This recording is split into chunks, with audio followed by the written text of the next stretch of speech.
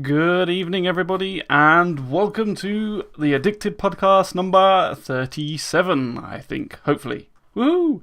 We're all here and excited for another brilliant Star Citizen week, and I have no knowledge because I've been away for it all. So yes, today we are joined with the usual Mr. Sol.create, and all the way from sunny, rainy Scotland, where I've just come back from, is a little bit of madness.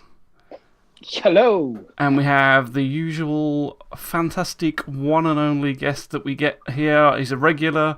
He is an awesome content creator and is an amazing streamer, and the more he streams, the worse he gets. It is, of course, SuperMacBrothersRyan, and finally, but not least, is the wonderful, the one, the only, also summed up on the captain's table, 3 musketeers into 1, the Darjanator. Welcome to the show. Hello. He is a virgin guest, so welcome, Yes, sir. I am. Welcome. Be gentle. We're never gentle. Nope. But he has got an awesome tankard, which is actually a mini beer barrel, so we're all jealous of that already. So, So yeah. either be gentle or use plenty of lube. Either way, it's fine. Oh, did someone say lube? Oh, we forgot the lube. Ah, damn. I once told him damn it. about that. Never mind. And welcome everybody in chat. Thanks for joining us again, and thanks for all the hosts and everything. How is everybody today? Ryan, how has your week been going?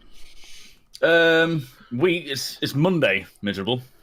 The week's just begun. Since the last podcast. How How's today been going then? Pretty good. Yeah, no, it's going all right. Trying to get Star Citizen Sunday done still, so that'll be up tomorrow, hopefully, on Tuesday. sorry, say that again. Star Citizen Sunday. Star Citizen Tuesday. I did say he's an awesome content creator, didn't I? Yeah, awesome when it finally arrives. Yeah, just did a stream today. It was a lot of fun. Managed to get Big Bennis to Grim Hex, which was hilarious, I must say. But yeah, other than that, just been getting on with it, really. Cool. Sol, if you want to tell everybody what you've been up to?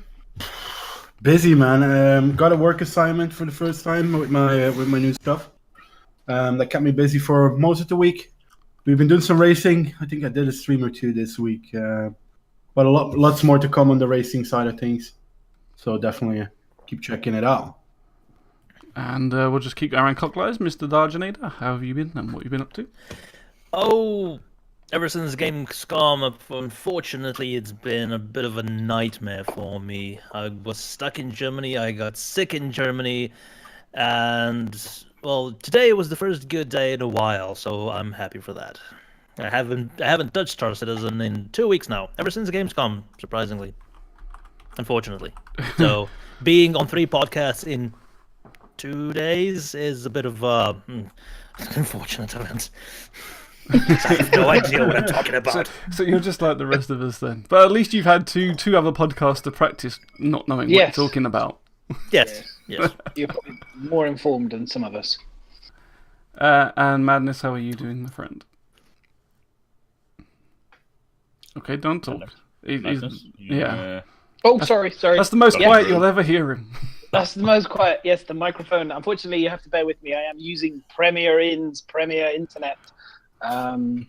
So yes, no, which might drop out now and again. Yeah, I'm good. Usual streaming, lots of dying and killing. There's some clips flying around of me losing to an Aurora today, which was quite fun. Which was quite fun. So that was an amusing one. Yeah, just streaming and chilling, and I'm up. For anyone who wants to know, I'm up in Scotland, not for a great reason. So for some people who do obviously follow me streaming will know that I'm here for my cousin, who sadly passed away from cancer. So I got the funeral tomorrow. So that's why I'm using the hotel Premier Inn tonight. So yeah, so that's what I have tomorrow. But I thought I'd have some fun tonight before that sad day tomorrow. That's fair enough. And thoughts are with you, mate. And, Thank you. And on that serious note, yeah, also our thoughts are going out to everybody that's been affected by the hurricane as well and things like that. Hopefully everybody's safe and not had too much damage to their property and stuff. It's been a bit of a shit week for a lot of people, I think. So, yeah. Been crazy. Yeah. Crazy stuff. Been crazy. But anyway, we'll reel it back into the happiness that is Star Citizen, because there's definitely no salt flying around for that game. So, No. So, actually, I was going to start this off as you guys noticed that WTFO was doing something, I don't know, has anyone else ever done this where they will literally take a ship and go manual for a great long distance? He was doing like a 3-day cruise or something. It keeps crashing, I think. It's Exactly. hard to do when the game is like it is. You set it off, and then I think I've noticed a couple of times it's just showing the send crash report. But because he's not there, he can't see it, so I expect he gets notified and has to run in quick and fucking restart the thing. So he was doing it it on offline mode or what? He was doing it offline, yeah. Oh, really? Oh, okay. Yeah. It's still crashing then. That's Yeah, surprising. I know. We'll move on from there then. It might get easier with 3.0 and it remembering where your ship's location is. Yeah, exactly. That's it. Without persistence now, you have to restart back at Port Olisar. It's a bit of a pain. I think that's Bit of a pretty much bitch. why most people haven't done it at the moment.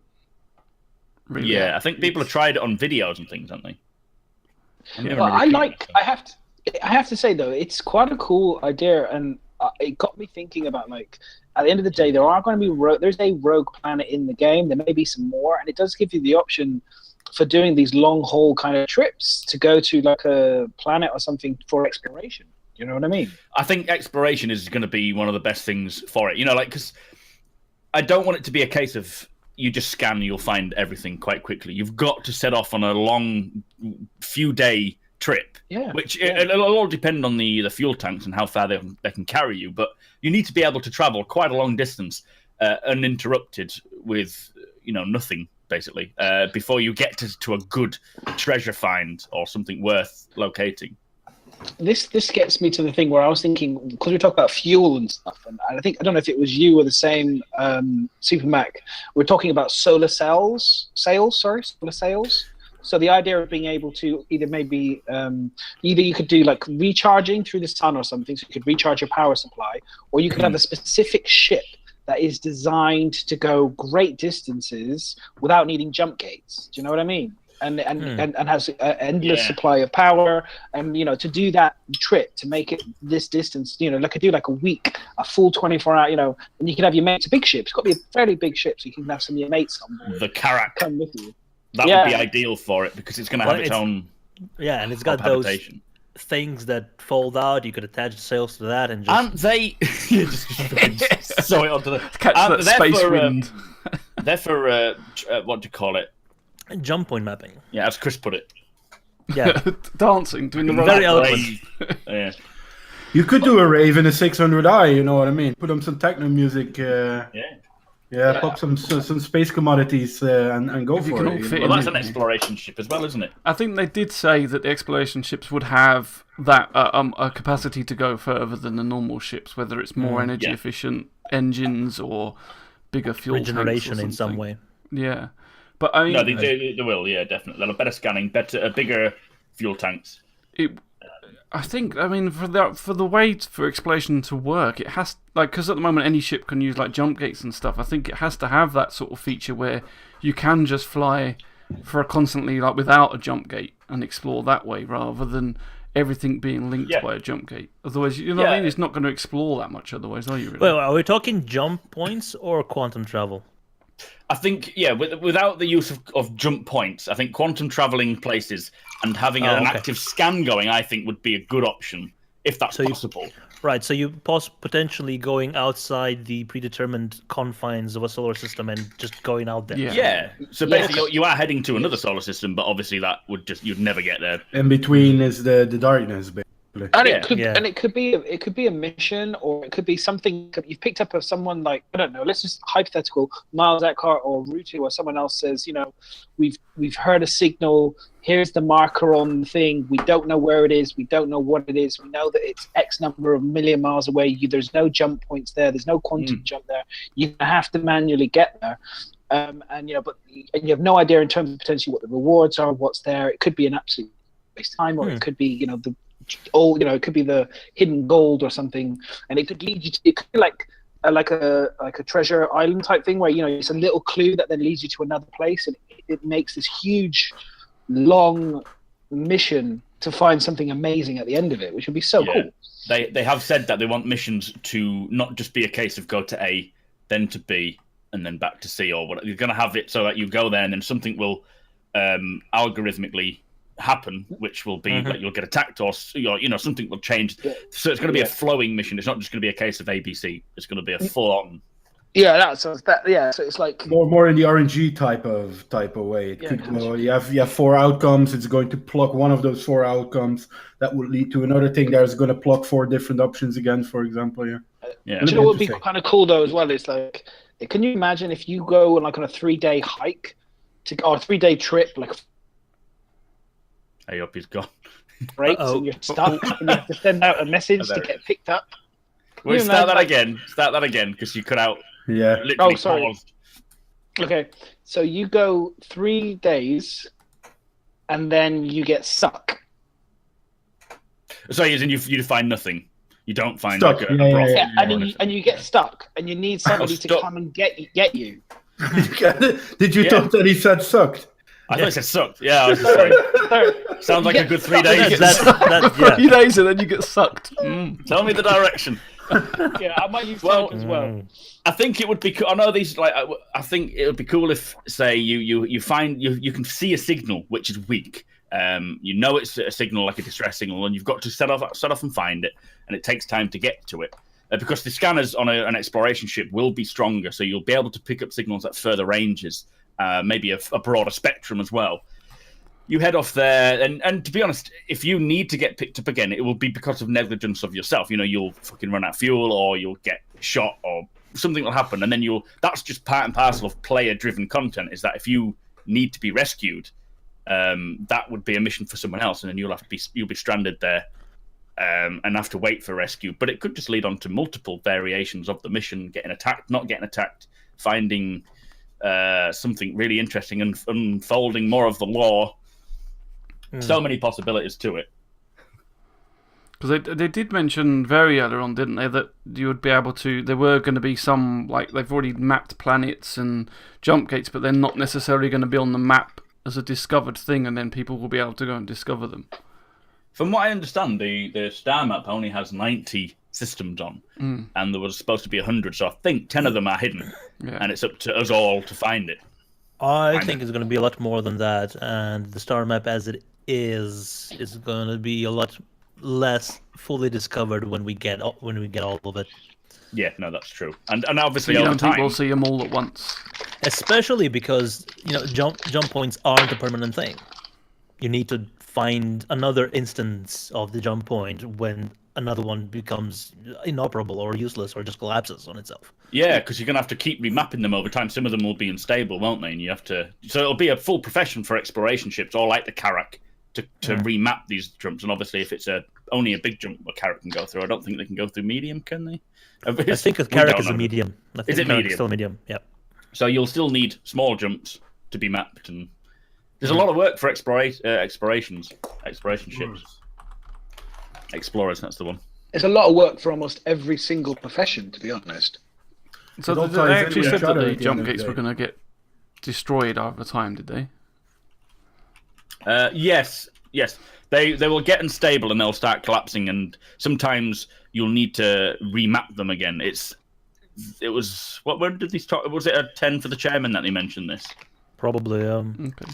I missed that show. Do we know, like, sort of what do you think the time scale of that sort of thing would be? They will vary. They'll vary between jump points. Some of them will just be more unstable than others and need to be mapped on a regular basis, and others will be fine, and then others will just be like hell no. It could be from use. Like if one jump point gets like 100 ships an hour going through it, it'll collapse much sooner than one that gets maybe 2 ships a day or something like that. Yeah. We don't know. That's the thing. No, we don't know. No, exactly. Is my bot not working? Mm-mm. Goddamn bot. Oh yeah, there's been an update. Uprising. I think there's been some sort of update or something. Oh yeah, all my I just saw a tweet. Yeah, the new Twitch API is available today. Well, good timing. Oh, that's good. So it's disconnect it. And all the notifications for me weren't working this morning. I had to reset everything. All Streamlabs wasn't working. I thought you were ignoring me this morning, man. I was like, this man is angry. Yeah, that's true. As Canuck says, actually, the information that when you plot a course, you can either keep that information to yourself. If it's a new course that you've found, to a new system, you can keep that information, you can sell it, or you can donate it to, say, the UEE to make it public knowledge. I wonder how it will work with. I assume the UEE will probably employ, which is again speculation, will employ people, explorers, to use their ships to remap, to remap these locations, just to make them more solid again. That'll be work that you'll probably find at the TDD. But yeah, it's not confirmed. It's just, I know they have said that it is confirmed that jump points will be unstable. Some of them will be unstable and need to be remapped. But how we go about doing it is still a mechanic they've got to design. Then I wonder what sort of traffic blocks that's gonna create if like a major used jump point just collapses and then for hours there's nobody available around to remap it. Like supply lines get disrupted, factories don't get their equipment or materials they need to do, and then it may. Here's an idea: a jump point disruption device that pirates could employ. That they could intentionally collapse one. That would be very cool. Where you go into it and plant a. I don't know. Because you can fight in jump points. They've said that you're going to be able to combat inside jump points. But yeah, maybe you could shit out a bomb on your way through, and then when you get out, it's like you can't be followed through. Maybe, I don't know. That's a really cool idea. Would be a good one. Jump points is 4.0, so it'd be very exciting to see how they develop all this technology. Definitely. What their ultimate plan is for it. It's going to be really exciting, especially for exploration, which we all know is the biggest part of the game for most of the backers. That's the bit that most people want to do. Yeah, I think especially and also on the tactical side, as Ryan and Darj just mentioned, if you have a jump point disruptor or something, as a pirate, you can lead people in a certain direction by doing that. For example, how do you call it? A bottleneck where you can basically lead people into and make advantage in a very tactical gameplay as well. Like a trap, basically, yeah. Or the other way around for the good guys to lead pirates away from stuff or bad people away from stuff. It's again, and that's something that I always really like. I mentioned it a lot. It's the tactical gameplay. Think differently, think outside of the box, and I think with those kind of things included, that can really initiate such things. Will that be like interdiction and against interdiction and things like that, perhaps? Exactly. Am I going to take the route that everyone and be safe? Do I want to be quicker and have a chance that I run into a pirate? Is the normal route blocked? What's going on? Is there something happening? Are we being trapped? Are we? And people will fight over these things as well. I think at the end of the day, did we just lose Darj?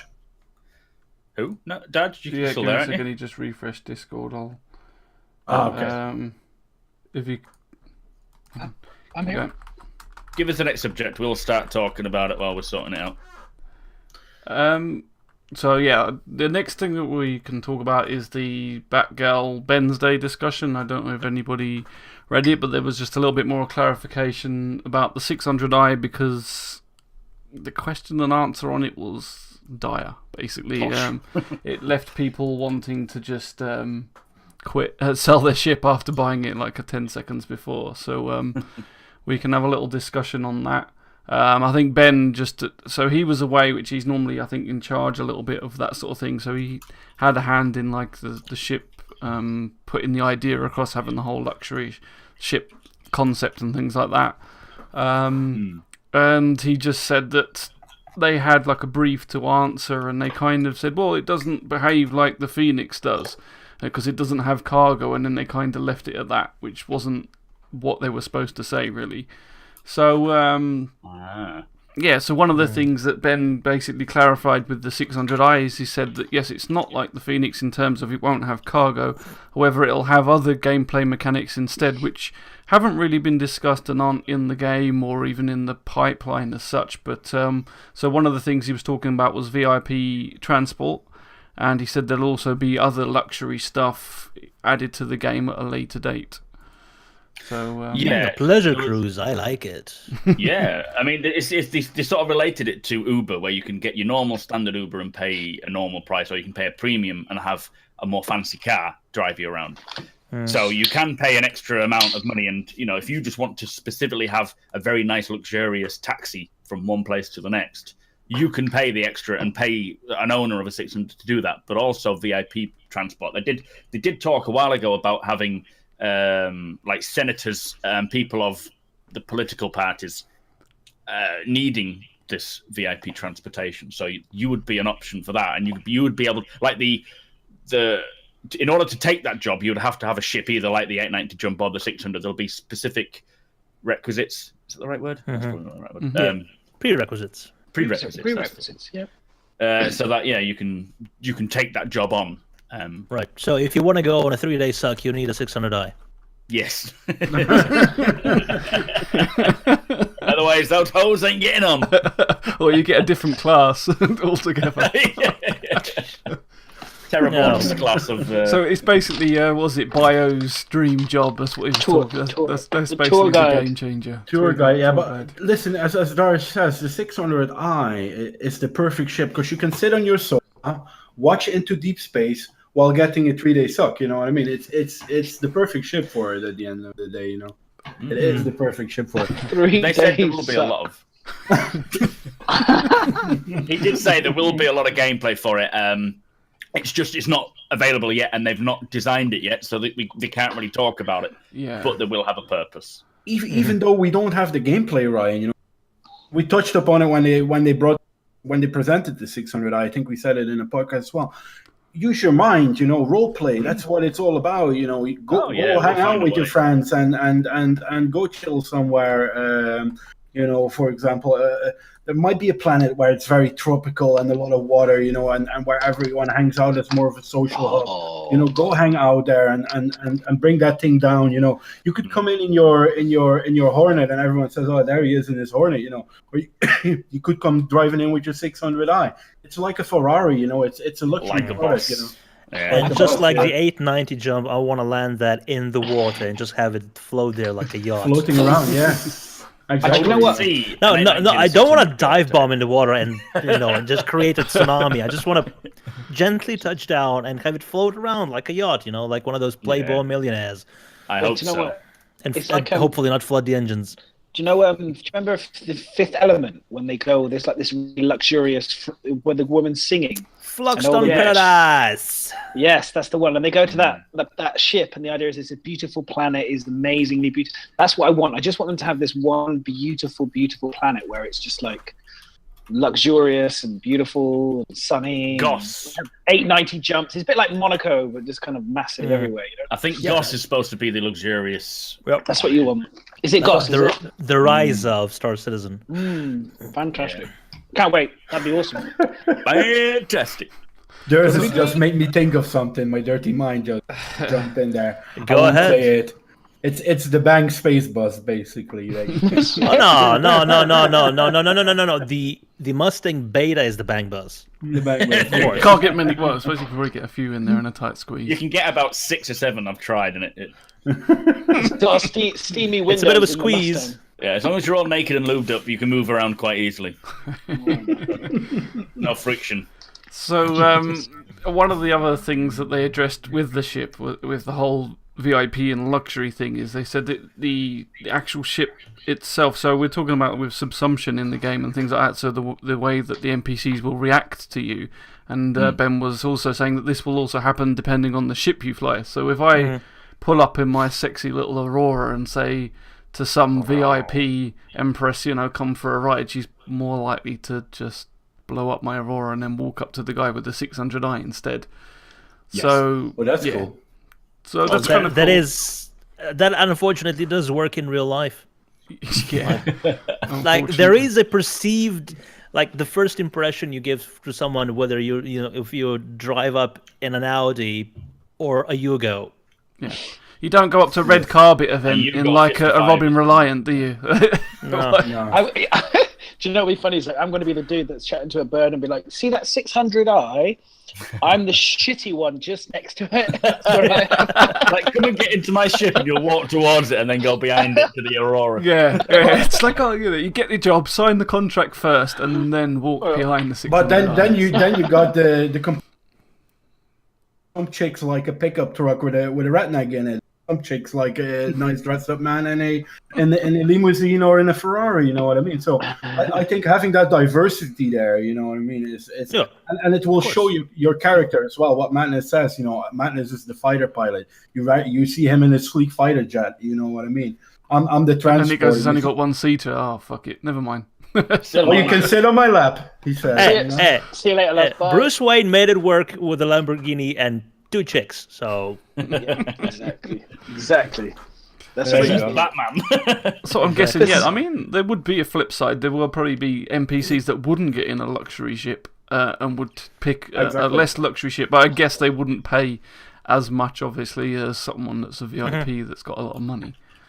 Well, if VIP might want to be traveling undercover as well, I choose for that more simple transport and send the 600i out empty. Well, people think he is in the 600i, but actually, no, he's 3 jump points away in an Aurora. You know what I mean? You can use it like as a in bait as Firefly, well. you know, Simon Tam just specifically found the Serenity just because he didn't want to draw attention to himself. Draw attention, yeah.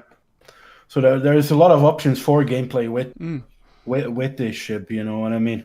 I wasn't really too fussed myself about the whole Q&A thing and about what they said about it, because as I said earlier, you can create your own scenarios with it. You know what I mean? Yeah, I suppose it's just. I mean, so this is like touching on the next point of that is that it was an extremely high price tag for what. When the Q&A come out, it sounded like it had no functionality. Yes, you can roleplay, but it's a 400 quid's worth of roleplay is a little bit steep, you know. But I agree with you, Miz, but didn't we have that with the 890 jump before as well? Well, yeah, this is similar thing, and people weren't really too complaining back in the day about it. You know what I mean? Everyone's like, nobody was complaining. Exactly, but now I don't know if it's the period that we're in. You know, that's a bit of a rough period maybe for people that they're waiting for stuff or whatever. But I still see it as the same as the 890 jump came out, only then for a better price tag than the 890 jump, but very similar luxury-wise, maybe smaller in size, you know, but still with the same purpose as that 890 jump that was brought out 2 years back now, one and a half, 2 years back. Yeah. So nothing's really changed, you know. So what I was like, okay, and we touched upon it before. I was like, there are enough purposes, even though you can create them yourself. They don't necessarily need to be in that game. You know what I mean? Yeah. And it's like having a Ferrari. You know, it does the same as a. I wouldn't know. Go, you know. I wouldn't know, but it drives and it brings you from A to B. But it's what you do with it at the end of the day. You know, you bring it to a car show. There are some differences, but I mean, people do get attached to their cars, and you know, therefore, for a lot of people, cars aren't just a means of transport from point A to B. No, exactly. And which is why there is a market for higher quality, higher priced cars instead of just everybody would be driving in Yugos or Reliant Robins otherwise. Yeah, exactly. And I think it's the same with chips. You know, it's like it's a status thing maybe as well. You know, look at me, I have a 600i. Pow, you know. The reason why they have a high price tag is because luxury items are exclusive to those who could afford it for a high price tag, and that's the purpose of. There is a market out there, but not the average person can't afford it, which is the whole purpose of putting it that high. So the people that do own it will have that exclusivity, and people will automatically see them as being someone of status. I wonder though if owning a luxurious ship like this would unlock certain gameplay features or mechanics that owning a luxury car, for instance, would. Like, I didn't know about this, but if you own a brand new BMW, you get concierge service. Is that where you push a button and talk to someone and say, "Hi, what are you wearing? I want a steak." And they are obliged to find you a steak and send you the instructions to your sat nav, and then you just go. Nice. And that's a free service. You don't get that with a Yugo. No. What I, Is that like the Amazon Fire thing that they had? I think Mercedes does it as well. Yeah, exactly. Yeah. the Well, I mean, high-class that Mercedes. sort of tier of vehicle will get you extra things apart from just having a nicer car to drive in. Yeah, definitely. Nice. Probably What give you I like, hope we will. like joining like the Million Mile High Club, things like that. You know, access to different areas that you couldn't get to, things like that. I would have thought. Yeah. And just how much salt is Reddit gonna produce when they find out about that? Oh yeah, Yeah. yeah. Oh yeah. What I They've hope got they enough do as well, guys, and it's just a speculation. You know, eventually we are going to be able, and the 600i is a ship that I want to build in game. What I hope they do is when I hope they put in building materials that are very hard to get, or very high price, or very rare to build these sorts of ships. You know, let's make it very hard to build an 890 jump. To build a 600i, you know, you need a certain We're material. not building. So can't- we're not building. We're buying. So you Yeah, just you make won't be allowed to build a ship. I think he means like in terms of if a station's making it, you can then deliver components so that then because Oh, it won't have one available. Yeah. until you- Sorry, it's the way I explain it. So that we indeed need to give certain components before we can get the ship out of there. You know what I mean? Make it hard to buy. You know, say like, okay, you want certain commodities before you can buy this ship. Maybe in a reputation kind of thing. You know what I mean? Right. Could do. I- Maybe the 600i for a specific trim level requires a specific stone that's only found on a single planet. just for the marble worktops. Yeah, exactly. It's true. It could. Well, I saw the brochure. There's stone there. Is Yes. Yeah. nice. I'm looking forward to trying to see the black market where you can pick up a hand stolen Yeah. version of 600 with the engraving of the person's name. Be able like, to identify scrubbed easy. out the back. Yeah. Scrubbed out the back. Scratch Oh, the no. tag away. Or just not the 600i, just the marble stone tops. That's the Yeah. only thing. That's the highest value. Yeah, you stole it, Fuck left the everything else. 600i behind. You just got the Yes. stabbed tops. Yeah. Keep Got your that. ship. Well, that's. Oh, you can keep that. Yeah. On that similar line, actually, is that one of the other things that he mentioned. So obviously there was a big controversy about the price. Well, I say big, it's the vocal few. But he was saying that it's not just, so a lot of people go, well, you know, what is the price of luxury? You're paying extra for the luxury. But it wasn't just that. The other thing he said that is, don't forget that components are going to have different levels of quality as well. So your crap level, just because it's got a size 2 gun doesn't mean all size 2 guns are equal. So the luxury one that you're going to get is going to have better engines on it, it's going to have better quality weapons, all the components are going to be top class, which is so you're paying for that as well. So it at the moment, as the ship matrix kind of works, you don't see that so much. You just see, it has size 5s or it has size 4s, and it's hard to grasp the cost. But he said there's a big, massive matrix on how they work out how the value of a ship. It is, yeah. All ships are going up now because there's more component-based prices, whereas before they weren't. So now, if you have ever, I'm sure a lot of you have taken your ship and just thought, how much would it be to equip a cooler, whatever we have, a power plant or the weapons? It costs a fucking shed load. If you take the renting prices, that's 10% of the actual cost price. And it costs more. The ships that we bought in the early days, it costs more to outfit them than it does to buy the ship, which makes no sense. So they are pricing ships now that are more component based. So it'll cost. So they have an idea in their head of how much each component costs for the whole ship, and then that will be represented by actual price. Just fucking buy it in game. I think he said one of the ships had something like 32 items to judge the cost of it. So he was saying something like that they have, like, I think Batgirl said something like there was a formula. So it's in terms of like the shell of the ship, then the rarity of the ship. So obviously if it's a rare ship, it's going to be costing more anyway, like some of the alien ones. And then you've got the components and the quality of the components. So all of that is what, and also then the role it can perform as well. So they add all that together. They want the exclusivity of the ship. They don't want everyone to own it, and the rarity of the ship comes through because not everyone could afford it. Which they don't want everyone to afford it. It's a luxury ship. Like if everyone was driving around in a fucking 890 jump or a 600i, they would have no. Then it would be a useless ship. because everyone could afford it. Now it actually has that exclusivity, and you have to be rich to afford it. Do you know what's interesting about the whole 600i conversation was because, like, when the first 600i came out, everyone was very happy about it. Then the Q&A happened, and then everybody was very upset about it because of the miscommunication.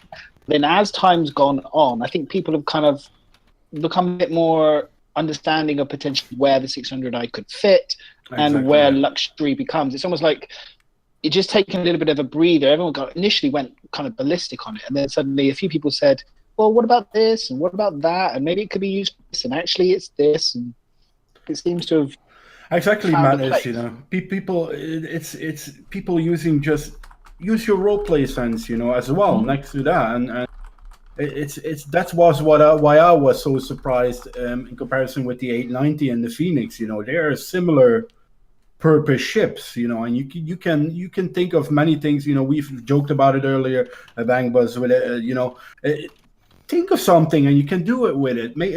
Do a rave with your mates. You know, go luxury cruising. We joked about it before, the tour guide. You know, what would you rather be driven around in a 600i 890 jump, or in a Drake? You know what I mean? It's like. There are so many purposes for it. And don't forget, not everyone is going to agree with the purpose of a ship. Some people will buy it because they want it anyway. Some people, like, I don't want certain ships, but I'm not going to complain that I don't want them. Why did you make it so I want them? It's just nanu.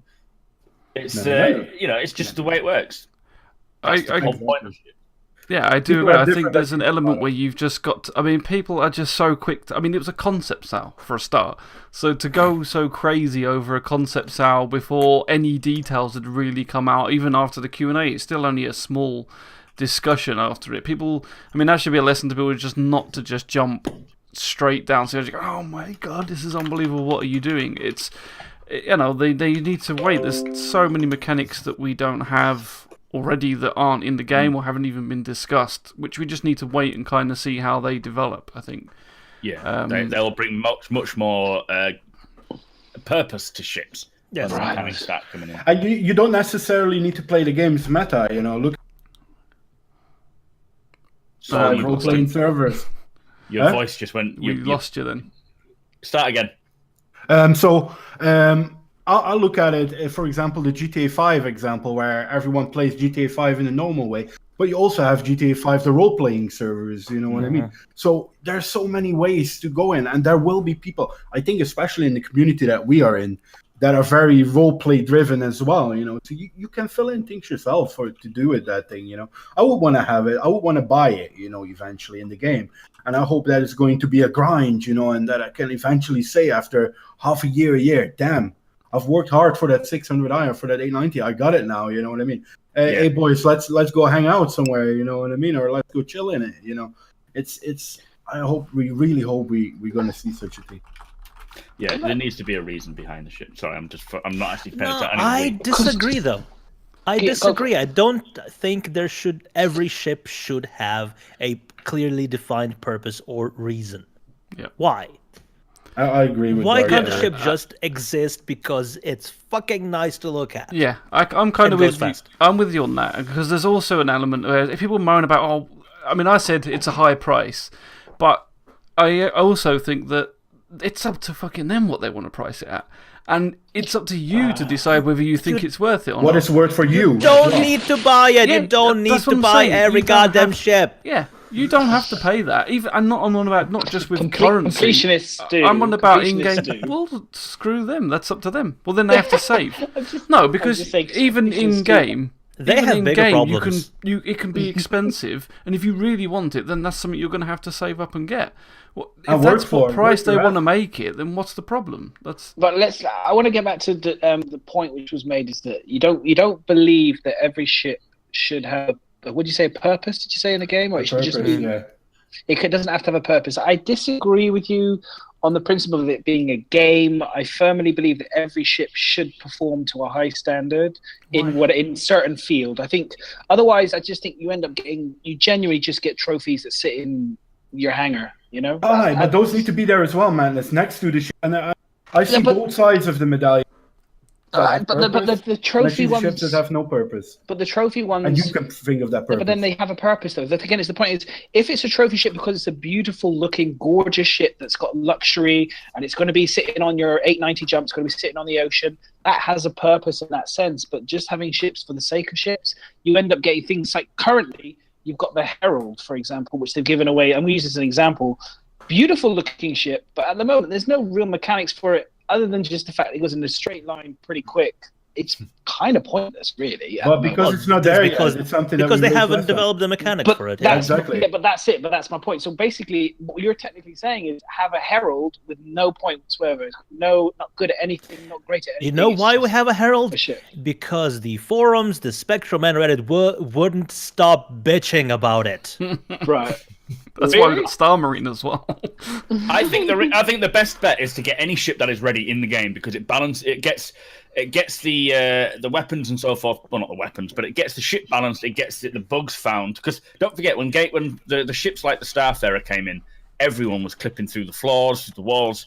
If they released it with the game mechanics and you have a purpose, you will be there with a purpose and you'll get sucked out the ship. It'll be fucking annoying. So get the ships in game when they're ready for the sake of giving the people who paid for them the chance to play with it, getting everyone to test it, to find the bugs before the mechanics come in. There's no reason why they should hold off on that. Yeah. Yes, they don't have a purpose, but why hold it? I totally agree. I mean, I'm fed. I've always even thought, like, early days in early development, why we couldn't just have the white box in your hangar, just to have a look at, just so you get a look at the size. Yeah, I mean, maybe that would allow people to understand that this is actually development, not it's all supposed to come out pristine, new, and working. You know, so if you actually saw it in your hangar in white box, then the month later you logged in and it's got all the beautiful textures on it and everything else. You actually see your ship being made and being developed in game. What's the harm in that?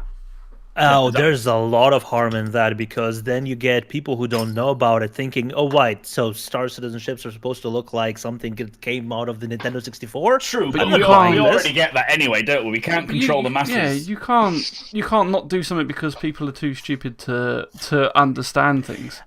I'm just saying that there are certain things that they don't want to do just because the risk is too great. Harming the project. Yeah, I get that's why they don't do it, but I feel like it's a little bit of a shame because they've set that precedent now. Whereas maybe if early on in the stage they showed stages like that, maybe people would understand it more. So maybe they just need to have another show on YouTube that just shows the current ships they're working on, what state they're in big detail. Just have like half an hour of a modelers or texturers screen capture and I think they should show that to people. Sorry, go on. No, I was just going to say, kind of did have it. I mean, it's just because we've had a couple of weeks now with the burn down, out the studio report, kind of detailed studio report that we got used to having. It kind of feels that we're kind of lacking. And just that kind of the joy of being able to see a lot more, because they showed us a lot more of the white box and the grey box, and they showed us the animations, didn't they, in the studio reports? And we've kind of not had that for a few weeks now. I think it's a little bit, for me anyway, I'm getting a bit of a withdrawal symptoms from not having seen that content. Do you know what I mean? I think that's the thing. I am. I'm like, where's a lot of people have very short memories when it comes to that. Mm-hmm. Yeah. Don't you agree, man, is that it's going to be really good when it eventually then comes, you know? You see what I mean? Sometimes I'm like, I'm waiting for something, and the longer I wait, the more excited I get. It could work the other way around as well, but in most depends. When it then is there, you think, oh, nice, man. I haven't seen it for a while. This looks fucking sexy. Or you could say, oh, this is shit, you know. But that is, I think it will be there. You know, you mean like we had the Drake ships. And they did a lot on the Cutlass. They did a lot of things on it, and then it died down a bit more.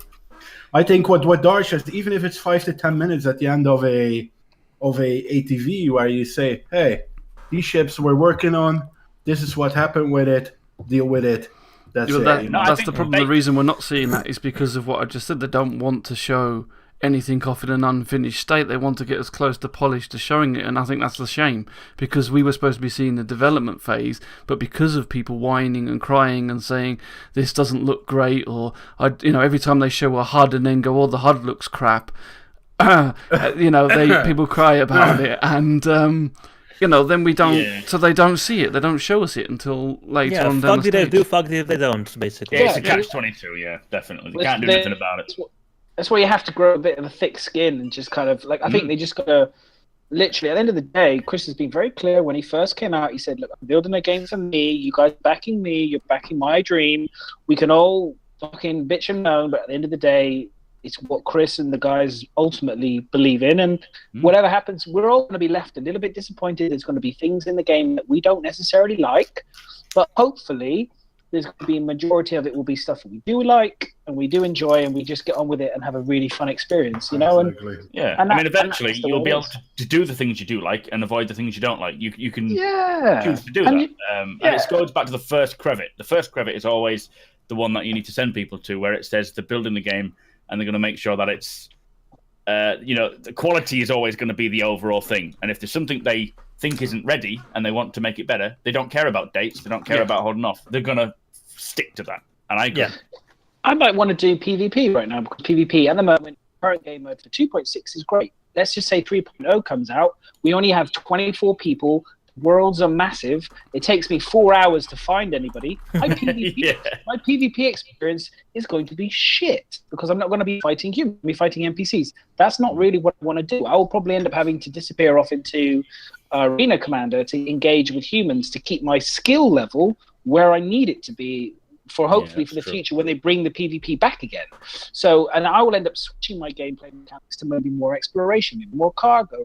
Ultimately, I think with this game, as we're going through the process, you have to be flexible. You have to be able to change with the game as the game's changing. I think if you stay rigid, you will just get bored, and then maybe you can just go away, come back again later. Like people have already done.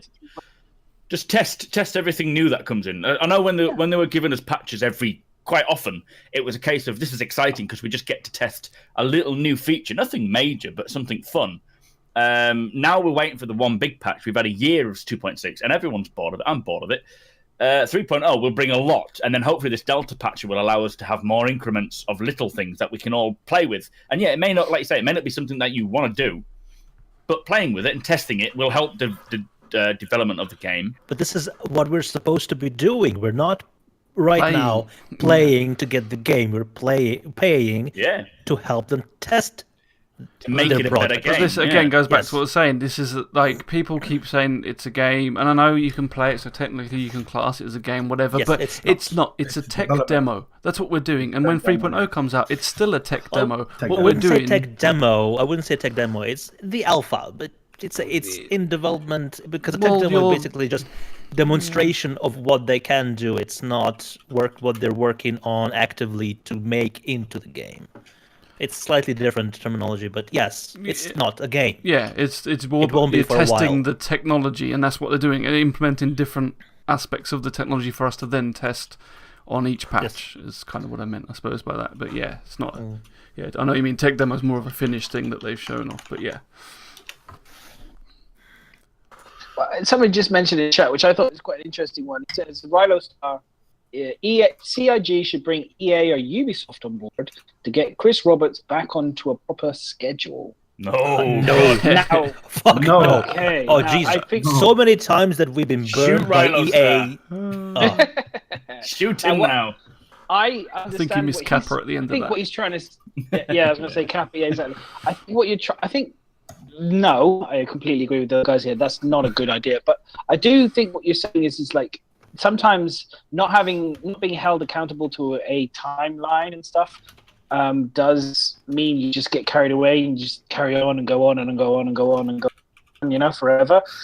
I think, unfortunately, with it being open development, they do actually have us whipping them. So, eventually they do have to give us something. They can't just, we are the publishers ultimately, so we do hold them to a high standard. It's not like they're completely free to do what they want all the time.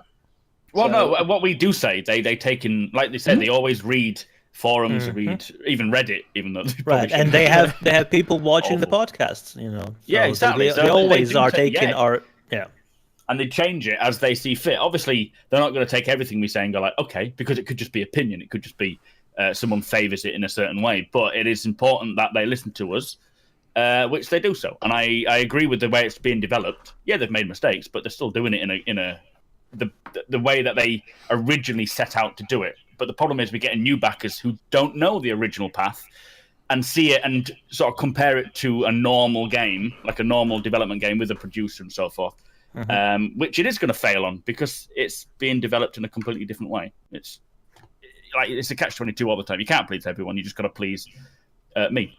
Basically. Well, no, he's just got to please. You got to please Chris Roberts, which, like we've said right at the start, he said he's building his game, and that's what he's going to. If you don't like it, well, it's tough because that's his game that he wants to make. He said, he didn't say he's making a game for you. He said he's making a game for himself that everybody else can play. So there's a very high possibility that at the end of this whole development experience, and I'm not going to lie, I could get a game that I really don't want to play. I've enjoyed the roller coaster ride, the fun experience of getting to it, but it could, at the end of the day, the game could be released, and I could just go, this isn't the game that I wanted. I don't like this. True. Thank you so much for the memories. It's been wonderful. And see, I'm going to go play something else. It's perfectly possible, and I don't ever Hopefully that's not going to happen. I don't believe. There is a possibility. But there is the possibility. I think if anyone says that there's not, I think they're kidding themselves. There is that possibility, but it's a very small possibility. By the time the game's released, I'm going to be so...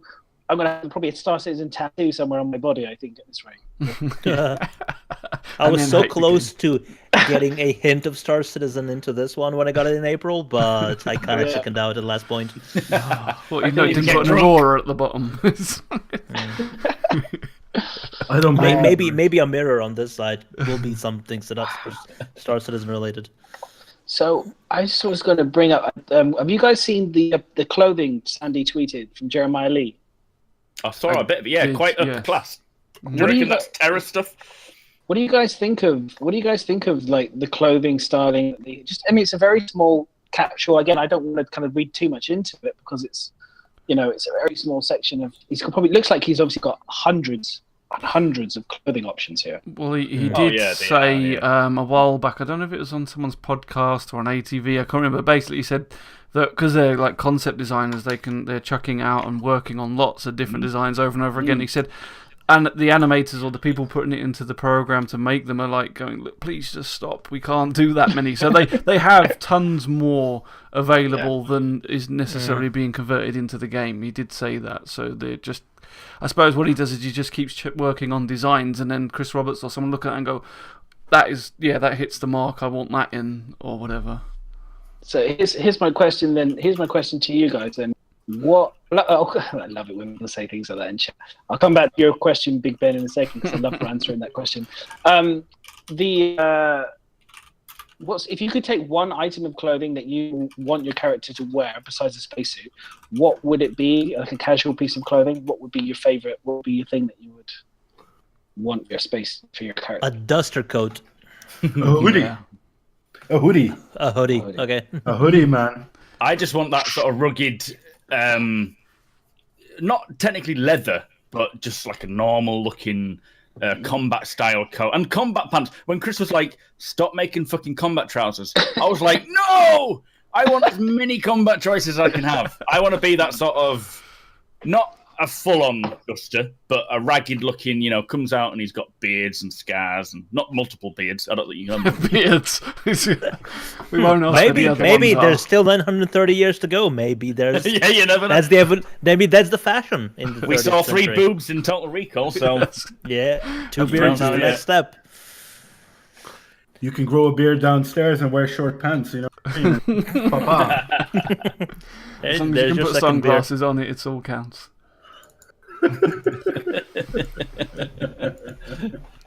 But I think what we saw in the Jay Lee stuff, I reckon that, because don't forget you're going to have different styles depending on the location. So you'll have like the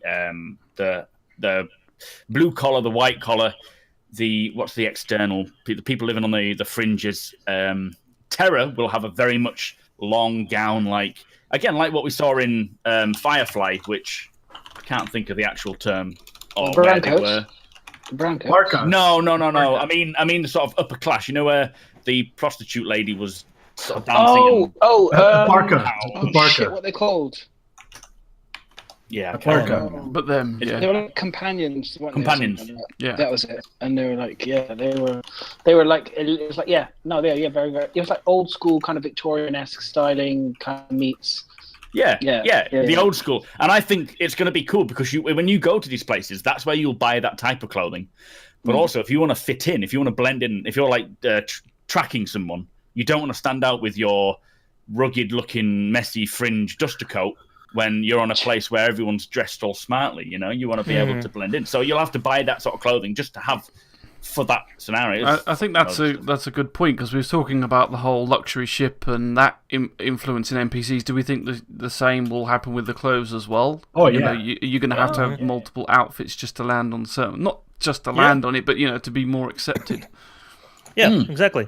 Like You can't if wear if you're dressed like all pompous and land in the butthole of the universe, I think you're gonna get robbed in like 0.3 of a second. In a 600i. Yeah, exactly. Hello!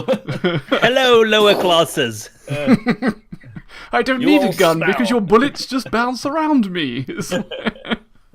Something actually that we were talking about a while back about Ben's Day chat. And he mentioned, and we know about the X1, obviously, and the 300 revamp, but they also mentioned there was an Origin Rover planned, Yes. which is... He said basically to this go year, with the was it? 600i because it's supposed to come with one. So Well, I'm looking at the 600i concept image right now, and it has the RSI Ursa. Yeah, Ursa, yeah. Yeah. That kind of struck me as odd because it doesn't fit in stylistically. No, that must just be a placeholder then for the Yes. brochure, I guess. Yeah. Just to sort of... well, Ben did confirm that they were going to do a 600i, an Origin Rover. So yeah, as well as the Origin. Is it the X1? That's the Origin as well, isn't it? Yeah, Yes. the bike style thing, like Bike stand-up thingy one. magic. Did you talk? I think you talked about that last time. I don't like it. I have to say, I don't like the No? concept of that. No. I like it. It looks a bit... I'm not a fan of sleek and posh things, but I it am. looks cool. Oh, really? Okay. And I love the new Origin styling because it is the closest thing to the next generation era of Star Trek ships. All with all the swoopy, sleek lines and everything. So I have to say I did like the 600i. It looked nice. I think it should fly backwards. Just saying. that's what I said about the Merchantman. Did you? Yeah, no, true. There was a period where they thought that the back was the front, basically. Right. Yeah.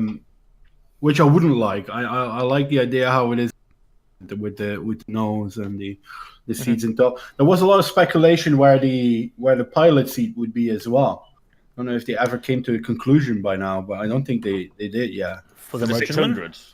for the 600, yeah, and no, for no, the Bano for the Merchantman. Oh, for the Bano, I think it's somewhere at the top and the rear third of the ship. So I if think you there's go a through cutaway. Through here like this, and then you'll eventually They get to haven't, it. if still you just- haven't worked on it yet, have they? So No. No, it's still far still away. very man. much in This production. We don't know beginning where of it will end up. 2018, but I don't care either. The later the better, because all the ships that come out later are better because they learned from everything before. But I don't think it's going to. They planned it for the beginning quarter one of 2018. I don't think it's going to be there at quarter one 2018. For the 600i. No, for the Battle Merchantman. Banner, sorry. Yeah, I don't think so. I don't know. I mean, the ship team seem to be working quite quick, and if they've finished all the squadron for it too, they could get it out. But it's going to be a case of just hopefully getting it in game as soon as possible. Remember, they gave it to What does the Manchester. schedule It's going to say? be 3 times the size. Oh, yeah, right. Yeah. Love the UK. So yeah, so good. the Let's just make it bigger. I mean, I thought Texas was supposed to do that, like they're making everything bigger. Texas tend to make like the biggest stakes, you know. we've learnt from them. We supersize and everything now. You see, so bring it over to Manchester. So yeah, talking of big ships, another thing, but there's not much information to go on, so it's kind of just a little thing. But another thing on the Batgirl interview was that the big ship, the game changer as they like to call it, which is probably going to wear very thin after a while, is going to be a big ship, and it's going to be for a civilian job. So I think maybe just a big roadside sweeper.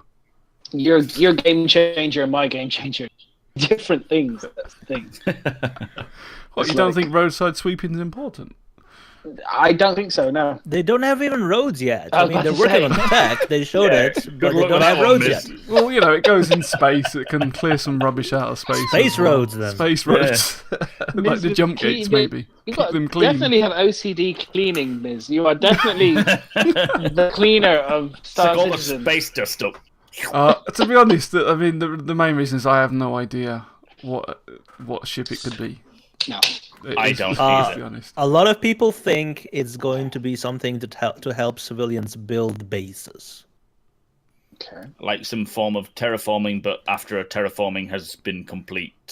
Well, maybe Like a something that 3D, carries like a huge space. 3D printer that lands, sits there for a 3D, while. 3D printer ship, that would be so cool. You could print yourself a 600i for half the cost. I'm going to shoot a missile, but it's just printing at the moment.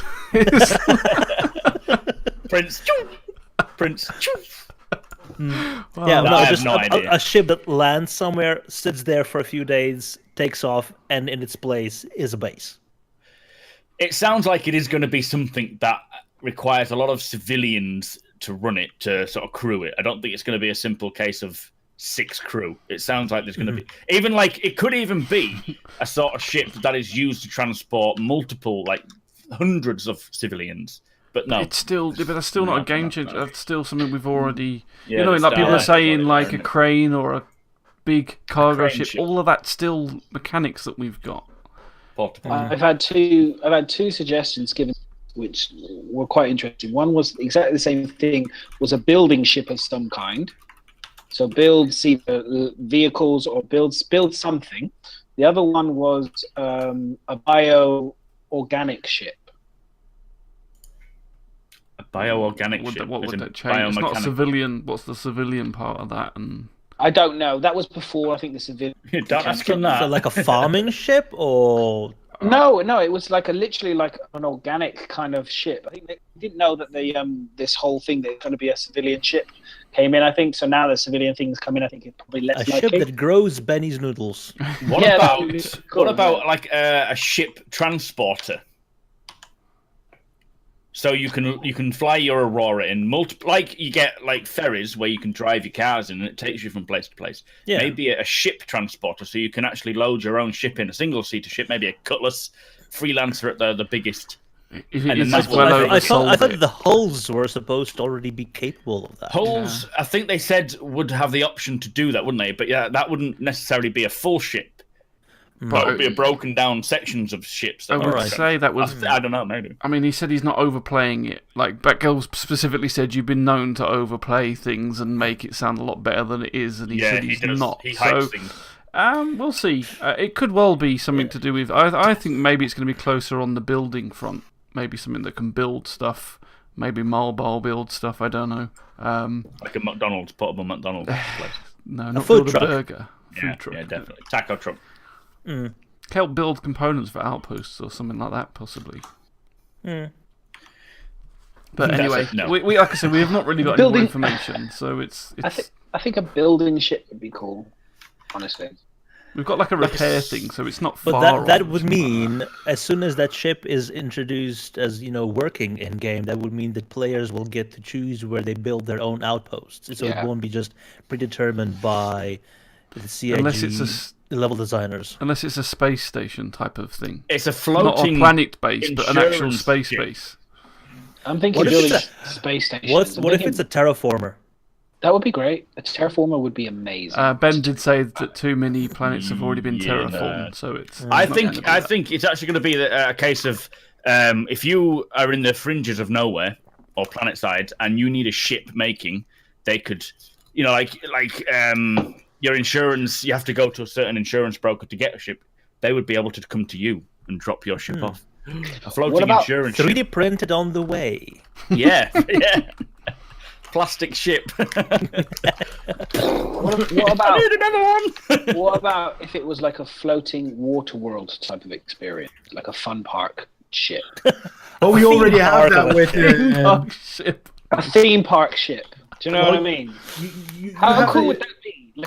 Like a massive theme park ship that you can go and you can go down Disneyland flumes. in space. Disneyland in space. It's No, it's, we it's like those already, traveling circuses or That's Luna with parks or Space Kitten. whatever.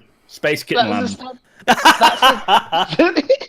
You already have the Endeavor where you could basically Bouncing castles. center parks in the big domes. You know what I mean?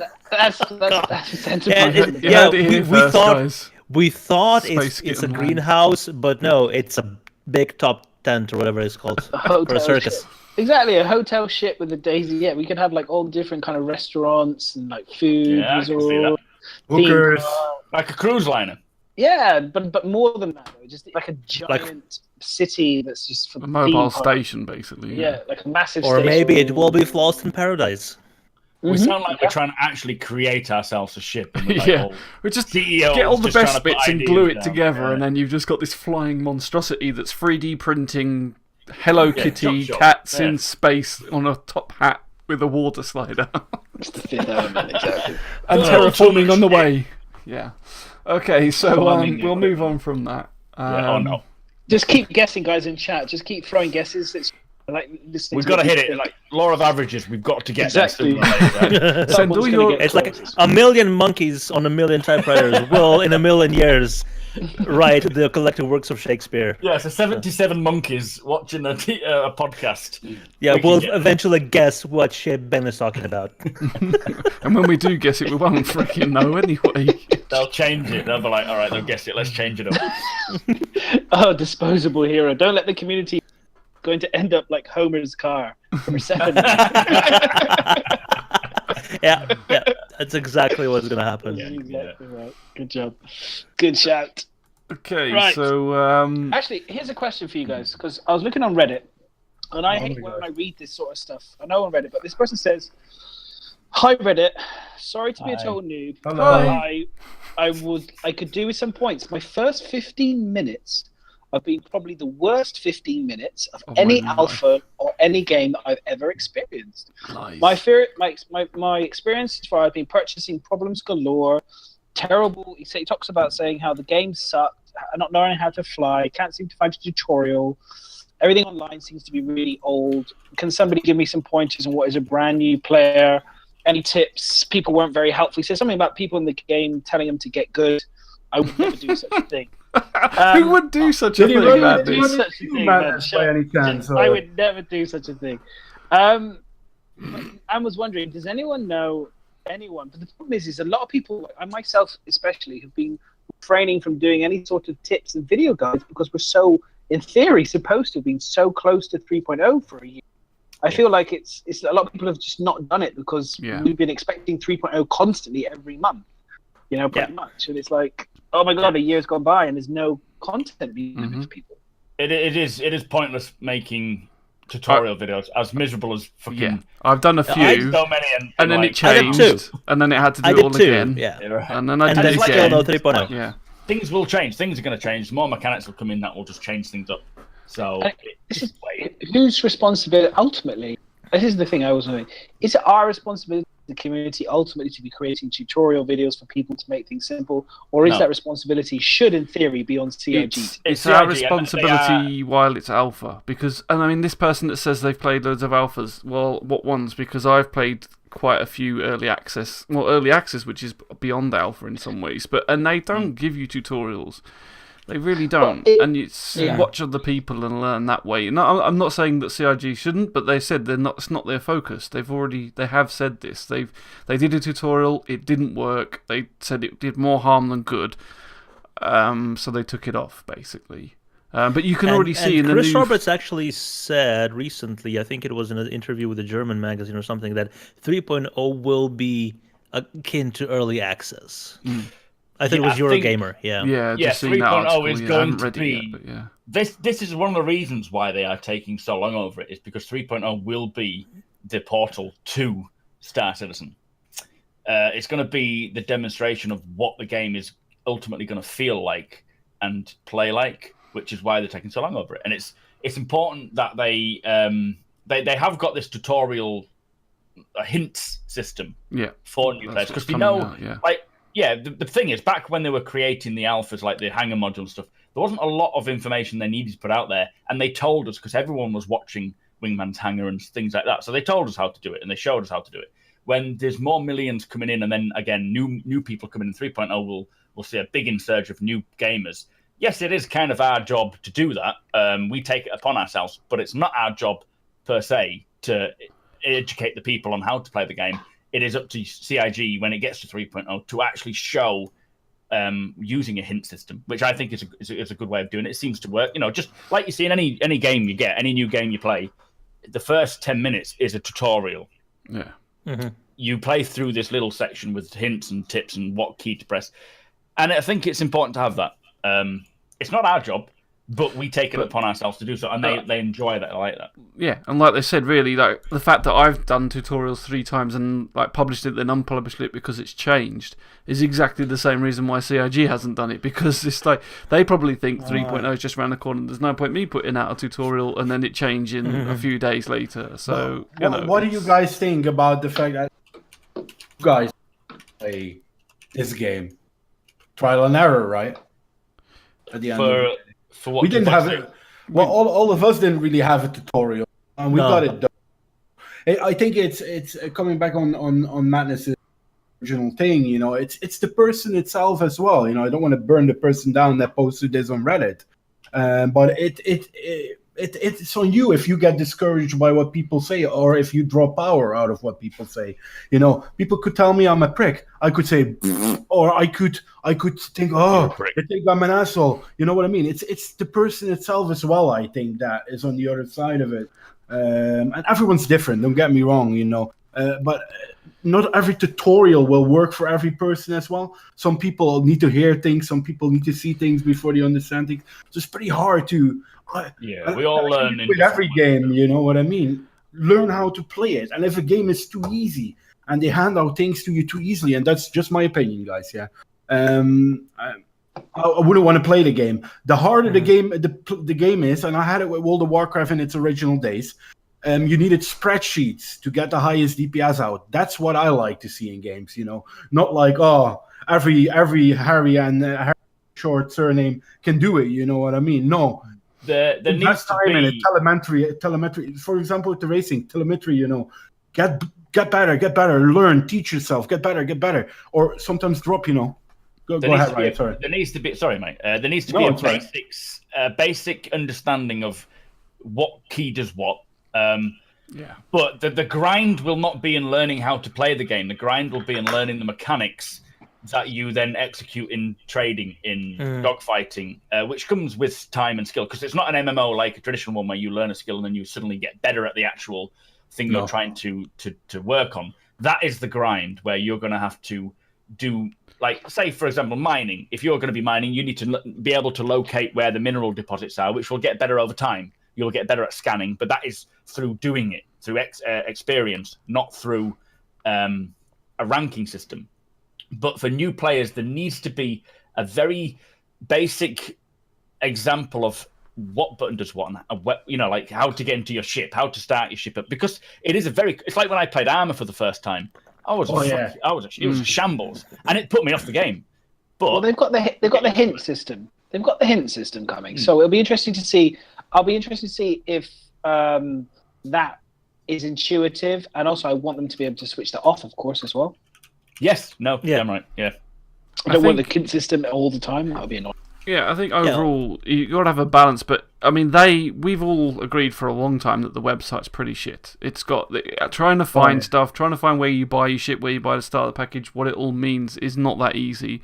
And the same within the game, it isn't new player friendly at the moment. We all know that, and CIG also know that. They are aware, and that's why they've gone down this hint system thing. Like I said, they don't want to spend time doing a tutorial because of all the changes.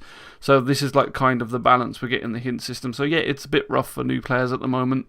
The best thing they can do is either just trial and error like a lot of us did, or you just, even some of the old tutorials that are on the website, they're kind of relevant. Or you just look it up. Like, I know some people for example, my dad tried to play the game and he got into the ship and he sat on the pilot seat and then he was stuck. Because he's like, well, how the fuck do you get out of the pilot seat? And if you look on the keys, it press F. It's not press F, you have to hold F down.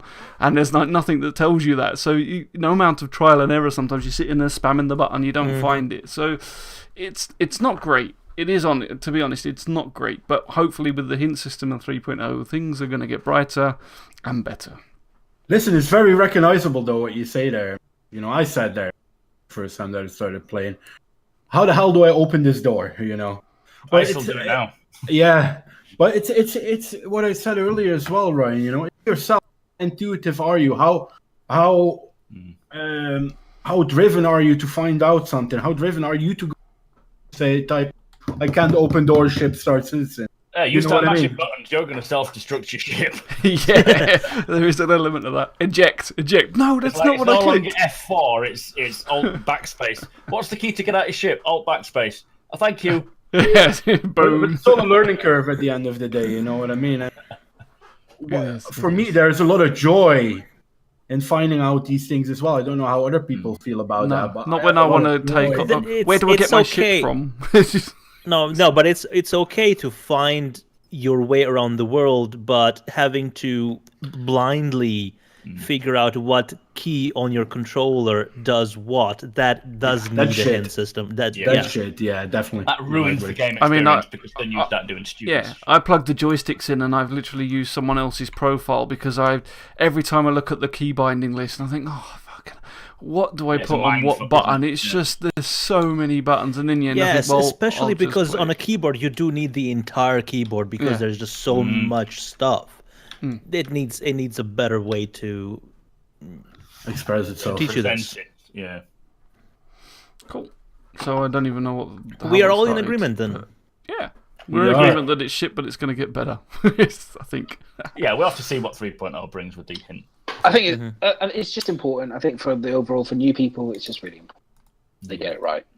Which is like I think someone said in chat that earlier Darjanator said that the 3.0 is meant to be the entrance to technically early access, which is when you are expecting to really get people that are new to the game and joining it and starting to consider it an actual game, even though it's alpha, but it's still, so that you want to have some form of system in place for that, I think. When persistence comes in, the importance of knowing what to do quite early on is quite important, because obviously if it's persistent and you lose your ship or whatever, then you're going to be like, I didn't know what to do. How the fuck? I can't play the game anymore. I've lost my ship and I've got no money. You need to know these things before it's going to matter that we lose stuff. Yeah. Because right now, when you lose a ship, you just go to the terminal and access it again. Yeah, but for new players, ship gets blown up, and then what? Yeah. Just because we're on the kind of a bit of because we're in a period of chill down time. I was just thinking about this today, and I was thinking, you've got like in Star Wars, when Obi-Wan Kenobi, his ship, he has the jump drive. It's like the circular bit around his spaceship, and he like leaves it in outer space, and then he lands down on the planet. With persistence, do you think we might get a ship which could do something similar? You leave something outside orbit that you can come back to in your spaceship? Well, the Constellation kind of could do that. It has the snub fighter. You could arrive in orbit with that and then just take the Merlin down to the surface. That's the intention, isn't it, of the Merlin, the 85X, the Caterpillar. What do you call it? The command section module. Yeah, that's the purpose of those, is so that you don't have to go down with the big ship, because certain ships themselves won't be able to land anyway. So they'll need some method of transporting people, like Argos and whatnot. It'd be kind of cool to have that, because then it would create mechanics where people could be trapped on planets if you destroy, the bit in space. You know, that's true. But again, there'll be security if not on every planet, but if you're in an area of secured space, I think you'll be able to probably land at a spaceport. This is something they talked about, I think, was going to an orbit port and then leaving your ship there and going into a shuttle to go to planet side, and then obviously you come back. I think it'll be the same as your ship will then probably disappear. I don't know. I don't think they've quite figured that out yet. Valet service. Yeah, because I mean that brings up an interesting idea of so if you've got like your constellation in orbit, obviously now if you log out in a bed, your ship's supposed to disappear, right? And then it'll come back when you come back in. But if you leave it and you're logged in and you fly down on a Merlin, is the constellation going to stay in orbit and your Merlin going to stay? And then if that's the case, what if you then get, I've got 20 ships in my fleet, and you get all 20 of your fleet out and just fly it around a planet? Are they all going to stay there? Or I think they said that if there's people around if there's people around that instance or that area, then it will persist. So if you just try and go to sleep and log off as quickly as possible while there's people in the area, then you won't be able to. Yeah, the ship will persist if people are. But I mean more of if you're logged in. So if you're in if you've left your Connie out in orbit and you fly down in your Merlin, what happens to it? Does it stay there? Because obviously, if you're exploring a planet and you want to go back to your ship, not for it to disappear. Yeah, exactly. Maybe it will remain there just for you, just because because space is huge, and not everyone is supposed to be bumping into each other all the time. Space is weird. Space be crazy. Yeah, no, that's true. But this is where it comes back to scanning. I'm also very excited to see the scanning mechanics. For, say, for example, with the Carrack, with this, will the Carrack be able to scan a whole world plus the outside of a world to be able to tell you what is in the vicinity, or will it be very directional? So it can still only scan like a 1/10 of the planet or 1/10 of like an area. It would take you like 4 days to scan the entire system, type of thing. I'm very interested to see those mechanics, how they work. Right, and to follow up on that, like if you leave your constellation in orbit, you would probably take steps to power everything down, and then it's basically acts like an asteroid is just a hunk of metal in space, very hard to detect. Yeah. But your computer in the Merlin remembers where it is, and you're able to then find it easily enough. So we think technically all your stuff will stay there. But couldn't you get trapped into an orbit, though? Wouldn't you technically then be moving around like a satellite or with a station? I suppose moons can be stationary, though, can't they? They can actually not move if you're outside. This is the sort of shit that these people have to deal with because they're making it surreal. Can you imagine? Yes. Orbital mechanics is something that I want them to include, but it's kind of like for them to create a system on the levels of Kerbal Space Program, I think is far too complex for everybody. Yeah. I don't think there will be orbits for stations and ships. I think everything will be in a geosynchronous orbit, no matter what the altitude is, which doesn't really work in real life. But well, that's okay. You can suspend disbelief for a few. Yes. The game. Here's my next thing in terms of being able to get from, say, for example, you're in a station. Do you think like in Mass Effect, at the end of Mass Effect, they had the ability to beam you from the planet to the station, like a light, kind of like a beaming up kind of thing? Do you think that we'll be able to do that type of thing? Yeah, like a hitchhiker, where you'll be able to not necessarily beam me up, Scotty type of thing, but maybe for stations, you'll be able to go from like, say, for example, a city station, you'll be able to go from a satellite in space, and you'll be able to get a transport that takes you directly down to the planet through either a beam of light or potentially a shuttle system. I don't think we're going to get that. I think space elevator is the closest we'll get. A space elevator. Yeah. Okay. That's what I was thinking. Because that's what the Argo and stuff was meant to kind of be for, like a shuttle bus. I think that's the closest you get to it. But only in space, because it doesn't have any. I don't think the Argo has, orbital escape velocity. No, a shuttle has been discussed. When they were talking, I can't remember when it was, but they were discussing about hangars and how people are going to order their big ships from, when we finally get hangars on planets. And they said, well, you'll order a big ship. It'll be at an orbital spaceport that you will then go out, get a shuttle to that port, and then you'll be able to get in your ship. I don't think it's ever going to be a case of teleportation. Yeah, we don't even have stealth. So yeah, that's true. That is true. I mean, we will have stealth, as in hiding your missions, but no, like invisibility cloaks and shit like that. No invisibility cloaks. Even though that's what's being developed already, isn't it? Kinda, yeah. It's a bit shit, but yeah. Some form of I know what you mean. But I was just curious about it because I was just thinking, like again, it's the Expanse. When they had the Mars landing on Earth, they had like the ships. Obviously had it. And I was just wondering if it'll be more physical based kind of transport, like Starliners. Going from planet to station. Starliners will be running backwards and forwards like a bus system, and you'll be able to get on a bus. Because then the Expanse, didn't they? They had like little shuttles that took them down from the main ship, didn't they? They didn't. Yeah. Well, they kind of was it one like a drop thing that dropped in from out of space into orbit, and then I can't remember. Yeah, I'll have to watch it again, but I'm reminded of like Star. Obviously, the new one when Doc and when the Doc and Kirk are going up to the station where the Enterprise is being built and stuff.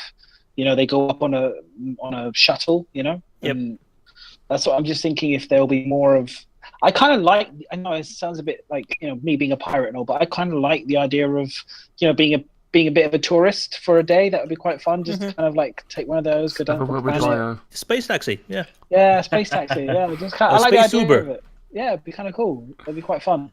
I'll probably be in chains at the time in a yellow jumpsuit, I think. We finally caught him. Shooting all those damn Auroras. The Aurora Bandit. I will be in chains. Well, from today's performance, he's not going to be much of a bandit. The Aurora took him out. No. So. That was hilarious. That was funny as fuck, yeah. But people don't realise there was about 5 minutes of desync before. Yeah, and being rammed by it didn't help. Yeah. It was all rammed. I love the fact that I got rammed by an Aurora. That's the best thing. It was very funny. You having special days lately, haven't you? Being rammed, 3 days sucking. What was 3 days Secret Saturday. Now he's in the hotel room. Oh my god! Dirty. Everything's just ramming and sucking. Is the wife watching at the moment, or? Yes, she probably is. Yes. Sorry. Yeah, better not move the camera around too much. Yeah, I want to see what's off frame. All set up anyway. Pay-per-view. Do they still do pay-per-view? Why? Well, you have free internet. Pay-per-view. That's why it has premium internet. All softcore stuff.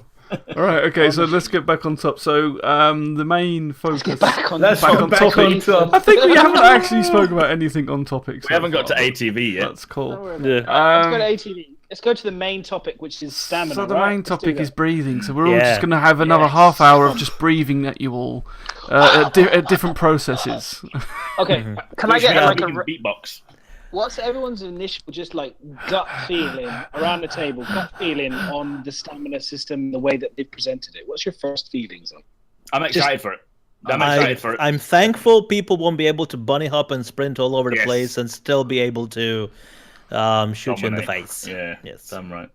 Definitely. Okay. Agree So- with Although I would like some sort of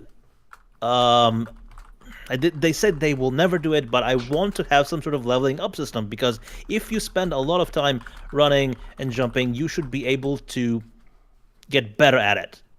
I mean, if I, who am like a world-renowned couch potato, go against Usain Bolt, you know, someone who likes to run, Yeah, I would be able to keep up, but I would if I dedicated years of my life training towards that goal. The issue is everyone has the same body type.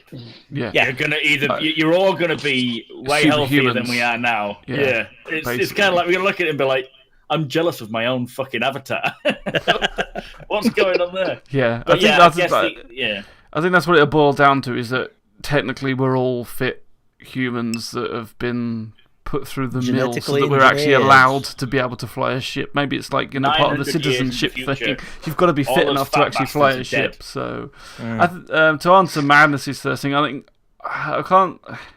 You've got to see how it's implemented. But my first thing is, I think it's good in an initial thought, because there's too much running. They want the game. It goes closer to their vision. They want the game a slower paced game, and that would certainly do it.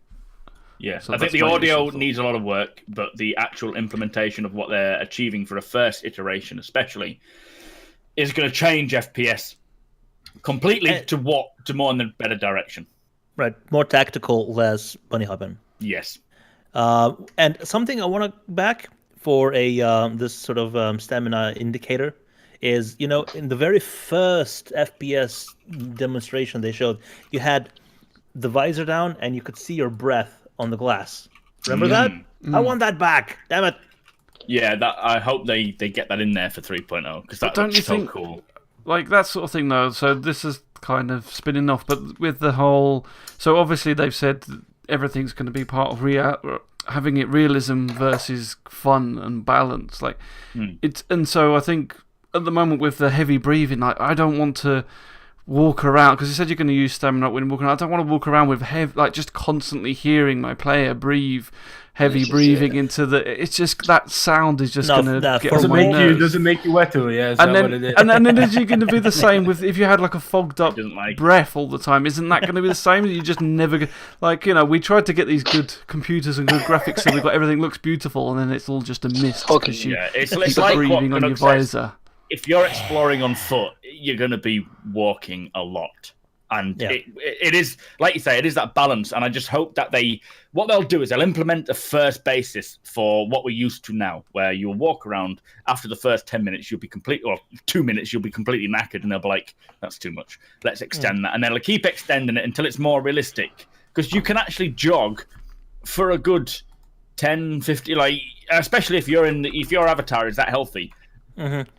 Don't worry, Sol. I've got you covered. I'm a fat fucker, remember this. If you're going to the shop for rum, you can run at the fucking top speed and get it quick. 10 minutes it took me.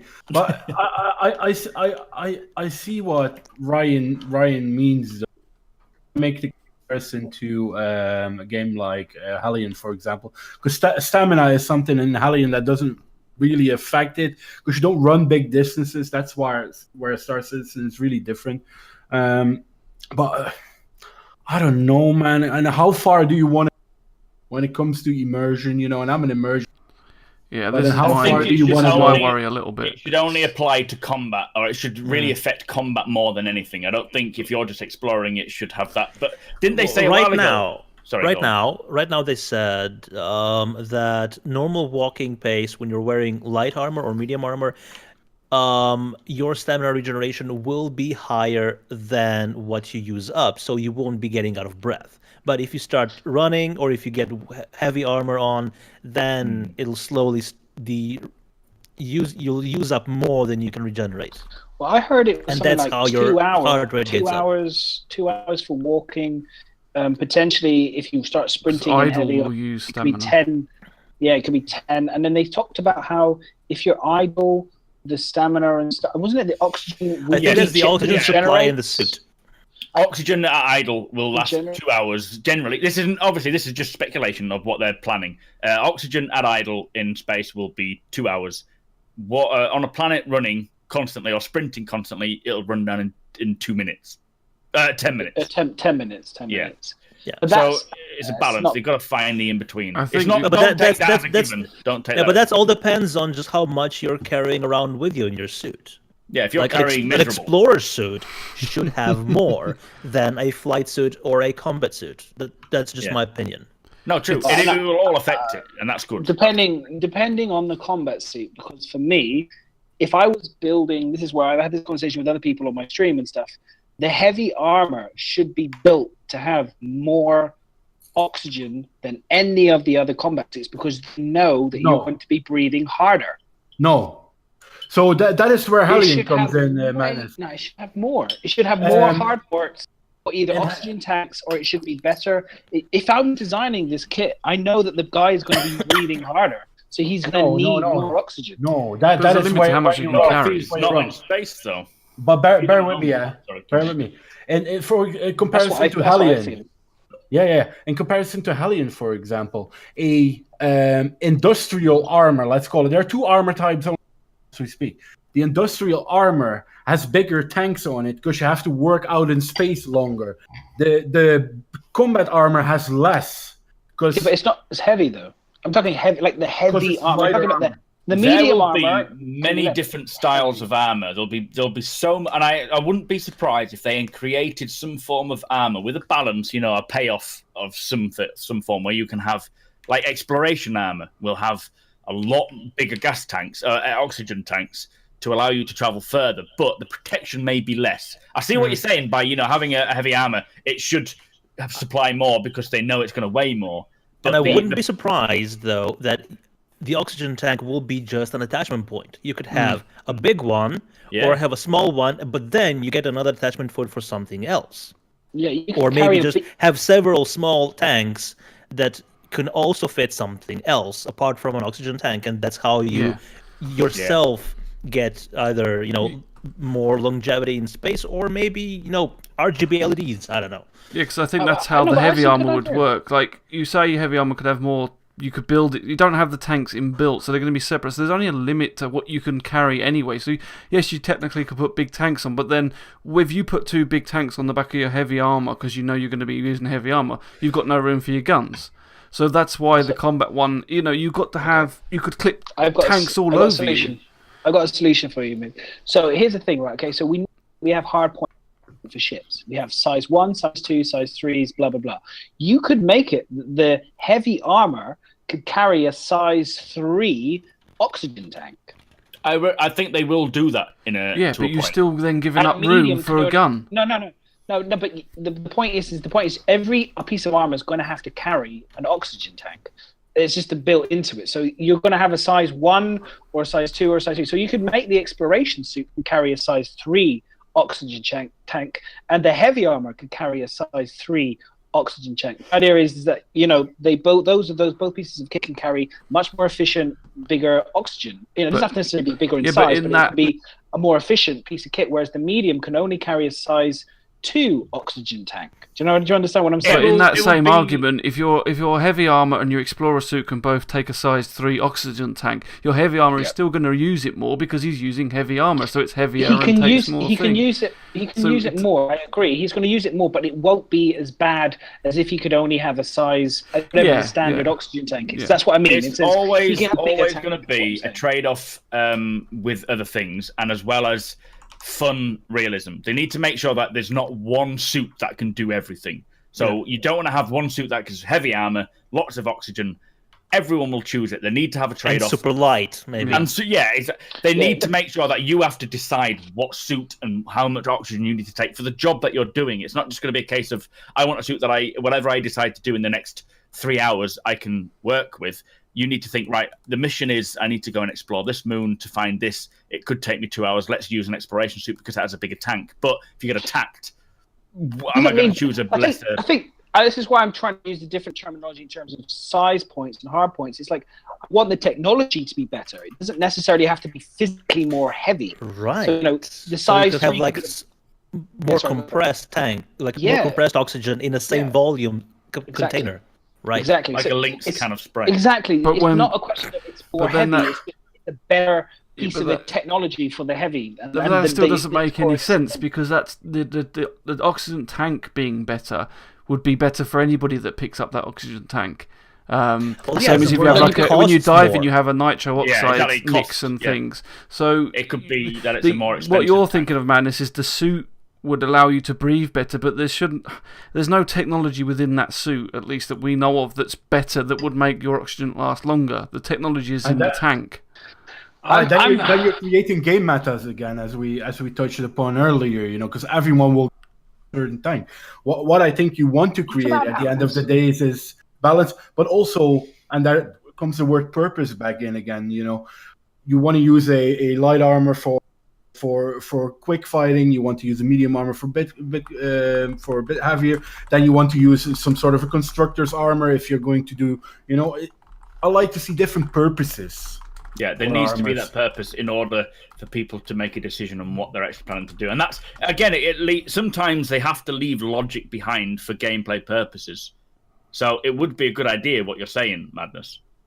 But I think probably be OP for everything else. I think it's about balance. You'd have to have, obviously, Destiny and other games, almost all games that we have. That's what you have. That's why we're in alpha. That's why we're in early access. That's why you have the balancing system. Yeah. But personally, I don't see why, if they're already creating the hard points, why they cannot make different levels of hard points. I think it would enable you to have I honestly think they will create different, maybe not in the same scale as weapons. It'll be different for suits, but they will have different sizes, different quality variants, which will cost just like on a ship, you can have a different quality for the life support system. Like you have industrial, stealth, shit like that. So, like Madness was saying, maybe a different kind of class or different type of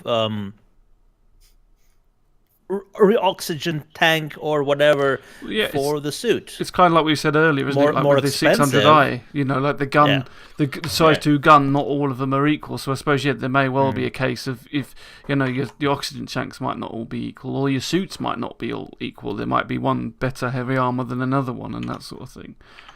It's I just think that if we're talking about realism, I always say the reality is when you're designing something, think of the function and think of the fact that people will be designing for the function. They're going to know the limitations of something. You know that something heavy is going to weigh more, it's going to make you breathe more. So if I'm really making this, I'm going to be thinking about optimizing and trying to make it, one, as light as possible, strong as possible, and also maybe adding more oxygen and that, that kind of thing. To be fair, we may see that a light armor compared to a heavy armor may have more oxygen capacity than a light armor. That is actually a possibility. So. There's no reason why they wouldn't do that. It would make sense. The bigger the suit, the bigger the maybe space. big capacity, but with higher consumption, it actually turns out on average to be exactly the same. Yeah, true. And then, but you won't move slower because you've got more weight on you and things like that. So You'll always be like, for fuck's sake, catch up. I told you not to go for the heavy armor. Why are you choosing that one? This kind of brings me on to a little bit of the going on to the worrying about how the sort of realism over the gameplay aspect, because like we're all saying they want the game to be slower and things like that, whereas in Star Marine, I think like Maconat was playing it earlier today, and it's like said, you want people to think about going around the corners, how they're going to run, whether they're going to sprint or not. However, that changes a massive amount when you go to a planet or somewhere that's a lot bigger. So it's all right in a little map having to walk everywhere, but you imagine trying to walk that planet's surface and you can't run. And I know, and we had the argument of why someone, I think a little while back, argued why use a bike, why use a rover or anything like that. And this, I suppose, will be partly why, because you're going to be going really slow or you can't run, so you're going to need some form of transport, and that will be part of the reason. But again, it's still going to be a lot of balance. It's going to be interesting. The in-between part of them saying that the FPS, they've always said it's going to be a mix between armor and Battlefield. It's not going to be as ridiculously simulated as armor, but it's going to be fun. It's going to have the funness of Battlefield. And I think if you are looking, like, let's say you're going to recon an area. Hang on a minute. Did you say the funness of Battlefield? I love Battlefield, and I play the shit out of that. Are you a COD guy? Okay, I think the podcast is over right now. Aren't you? Oh. Can we just mute madness? I am. I'm a Modern Warfare. Oh, God. I don't think you're going to like the FPS, but that's fine because you are good at dogfighting. So yeah, I'm more of the armor guy. You know what I mean? I like the tactics. I like the role play. I like a mix between the two. I think it's going to be I'm enjoying PUBG. I'm enjoying PUBG now, which is a bit like armor. Maybe I'd be converted. I think it'll be. I think the case is you're gonna, like, as I was saying, you have an example where you've got to recon an area, you've got to get some intel for your team because you need to capture a particular derelict that a group of people are looking after. You don't want to come flying down close to them, land, because you can't be asked to walk and just go and then look at them because they're going to be like, "What the fuck's this guy?" You're going to have to land a few kilometers away or miles away, or hopefully, there'll be a variation of how they can hear, what they can see, and you're going to have to tab either on foot or in a vehicle to a certain degree. If you're in a vehicle, then walk and tab the rest of it to actually scope it out. And then 3 hours just of like sucking. in the demo, You have to tap it and then 3 hours of sucking. It will feel, it will feel to a lot of people. They'll be like, I don't want to fucking do that. I don't want to tab that far. And that's fine. You can you can be a guy that is only solely purposed to close quarters FPS. You'll prefer that, but that's the whole thing of the game. Is it's open to everyone. Madness will love dogfighting, but having to tab 3 kilometers to get to a certain point to then recce it or firefight, you're going to be like, I don't want to do that, so someone else will do it, and then you can come in and do the. That's why you need solitaire on your mobiGlass, so you can busy yourself while you're waiting. Yeah. Well, it's definitely going to slow down. The combat's going to. The stamina system's clear, showing they want the game to slow down. They don't want, like you said, Darsh. They don't want the jumping around, the bunny hopping, the slamming. They don't want that stuff, which is which is fine. Snipers and cap, and be wary. You're going to have a lot more pad camping now. Or sorry, not pad camping. So camping generally. I mean, sorry, not pad camping. Yes, It's you enough will. of that. Yeah. You're going to get a lot more camping because people will be now slower. There's going to be more snipers to deal with. But you're coming from a COD background. You're coming from an area which is more competitive gameplay. Yeah, It isn't- Arma 3 is all about camping and slow Yeah, movement that and is working it together. is sensible. It's about, and to be honest, they've never wanted it to be like COD, which a lot of people like COD. I used to like COD, and I like Battlefield, but I don't want it to be exactly like Battlefield. Haddock It's as too well. arcadey. Who? Well, Is it bad that I never played a single COD or Battlefield game? I never did. I've not played COD, No. but I have played Battlefield. Right, and as much as I say that I'm going to love how the combat is going to be more slowed down and more tactical, I fucking love the fuck out of Doom. Team Fortress, Yeah, but then it's it's a different game, though, isn't it? You own like thing, that, isn't then it? that's what Doom's for, right? Yeah. But yeah, exactly. You're not gonna enjoy certain aspects. I don't enjoy dogfighting because I'm fucking terrible at it, so I avoid it. But Madness absolutely loves it. So dogfighting. yeah, you Did love we- dogfighting. I hate dogfighting. Didn't we had a well, I love the little fight. Just going to bring this up because didn't we have a little fight? I had a little wager that went on. I said that I would stream naked if you could kill me. I tried my hardest. And he, I tried. and he came in like not even. I was wanting to do a 1v1 with Mac. Okay, he rocks in with two of his friends. Two of his friends to try and kill me. Little did he realise I had 4 of my friends just chilling in the server with me. He then decided to drop in and just kill him, which was it was I was like, I'm on hilarious. my way, and so are we. It was hilarious. I watched him going, and then he jumped in, and I went, "Oh, he's got friends." And then, But like, Madness, literally, you were fucking ballerining around me. Yeah, I was fun. there trying to target you, and you were just Yeah. spinning around like. That's what he does, man. That's If you had dogfighting. some Dogfighting. classical music going on, I could just see like. The Well, I get Nutcracker. shot- But that is dogfighting, man. That is Right. dogfighting, Ryan. I get so many I missiles. can't do it. I get can't so many fucking do it. missiles fired at me, dude. That I have to. Like, if people watch me on the stream, they see me do it. You just have to spin around and maneuver and dodge all these missiles because that's what you're having to deal with all the time. But I will find Anyway. something in Star Citizen that I am good at. I Three swear. 3 hours of sucking. 3 hours. I'm really good at that, 3 yeah. days. 3 days. Yeah, 3 days. Hang on, yeah, hours. are we talking Yeah, about what was Doom? that? That's a normal afternoon. Darj, what was the? You said Doom. Was this the original Doom? Or are we talking? No, I'm talking about the latest one because Oh, okay, even sorry. though as some people in chat pointed out, it was What's happened slower to chat? than. Is it? Are you getting all this unable to connect to chat thing? No. Or is it just No. me? Oh, you have been Oh. typing too much. I had it yesterday. I couldn't type. I left 5. Okay, yeah. carry on, Daj. Sorry, mate. Yes, even though a lot of it was masked behind the glory kills and the exploration, but it was a lot of sprinting and jumping and just.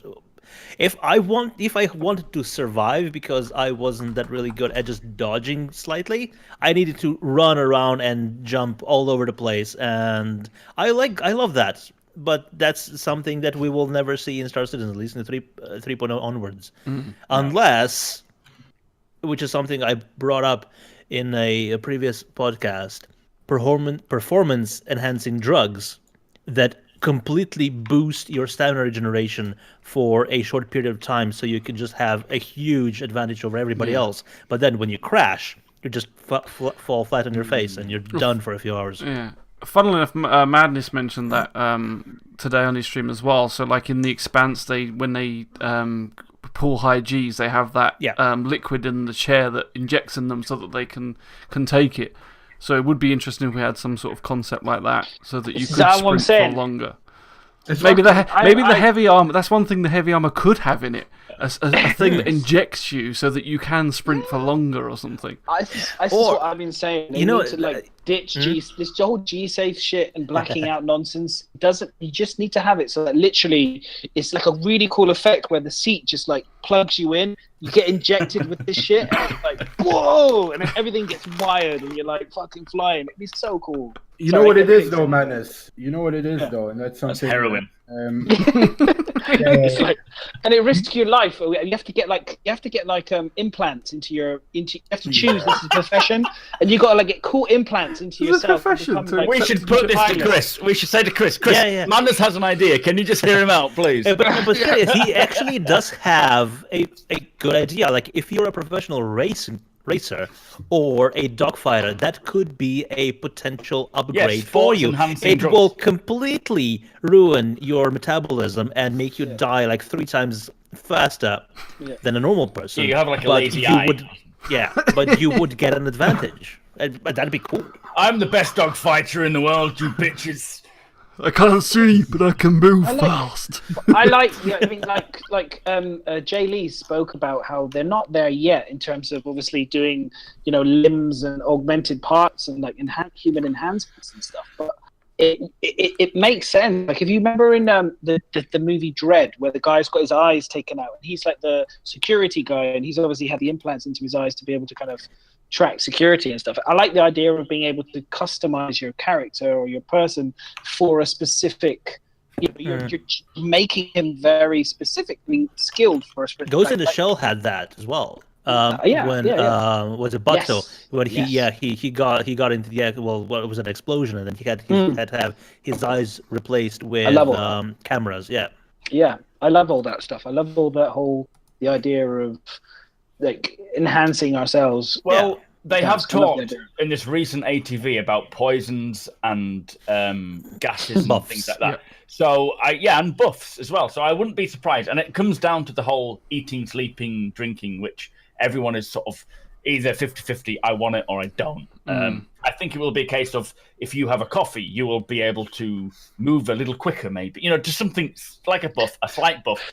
And I think there will be black market drugs that you can manufacture and sell at these drugs labs, which will affect that sort of thing. Whether or not they do that, I don't know, but I wouldn't be surprised if they do include that for the sake of it just being damn fucking cool. And another profession That's my next. That's my next. That's my Spectrum post number 3. I've had 2 so far that have been terrible. This will be number 3 idea. You mean Reddit post? No, Spectrum. Oh, okay. So the only thing, so from this ATV with the whole having all your stamina and everything else, so they were saying that your suit visuals will be on your facial HUD, and then the atmospheric effects will be on your Moby glass.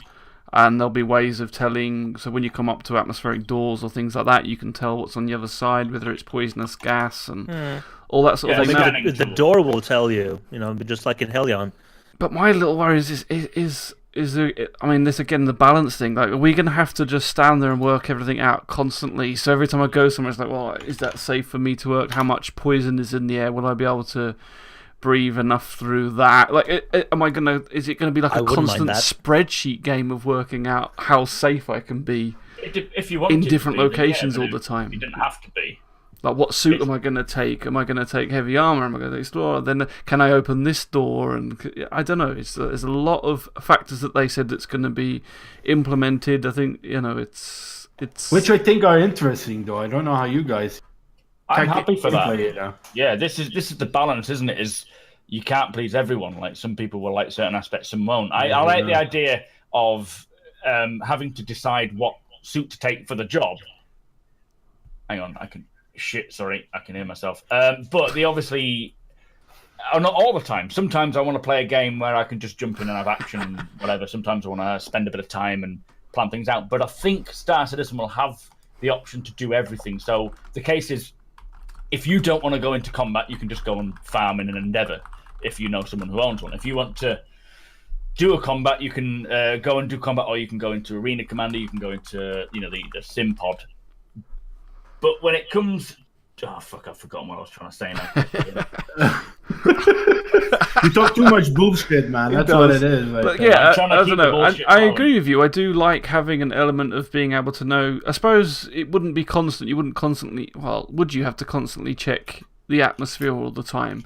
Like, we've seen a lot of stuff that's going to be dependent on the Moby glass. I don't want to feel like every 10 minutes I'm moving or going to do an action, I have to bring up the Moby glass. It will probably become second nature when you bring up your Moby glass to just see.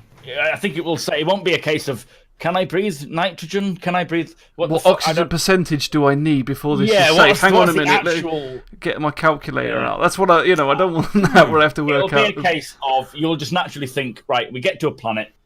You'll probably be scanning the planet before, or you already know. You know, the way I see it working is if you're coming down in, say, a constellation, you're coming down, someone's there, like, my first thought will be, right, whoever my crew is, can you just check the information on this planet and tell me what we know about this planet so far? Like, what is the atmosphere? Can we breathe on it? Before you've even landed, as you're going down, you'll be asking this. If you land as a solo player, you'll pop up your Moby Glass and think, it'll say unsafe. So you'll be like, right, okay, no, fuck it, I'll have to put a helmet on. And you'll put a helmet on, you'll jump out, you'll know you have so much oxygen. I think it'll become just a natural occurrence of knowing whether or not you need to equip certain things. But then, yes, particular missions, and this will probably go into more raiding with an org, you will get given a specific mission to do, and you'll think, right, well, I'll need this, I'll need that, I'll need that. And if you want to take part in that, you'll have to then go and buy that, equip it, whatever. Yeah. And a nice thing would be, like, if you get to, like, on Moby Glass, you get a list of locations where you need to go, and you click on that location, it gives you a short synopsis of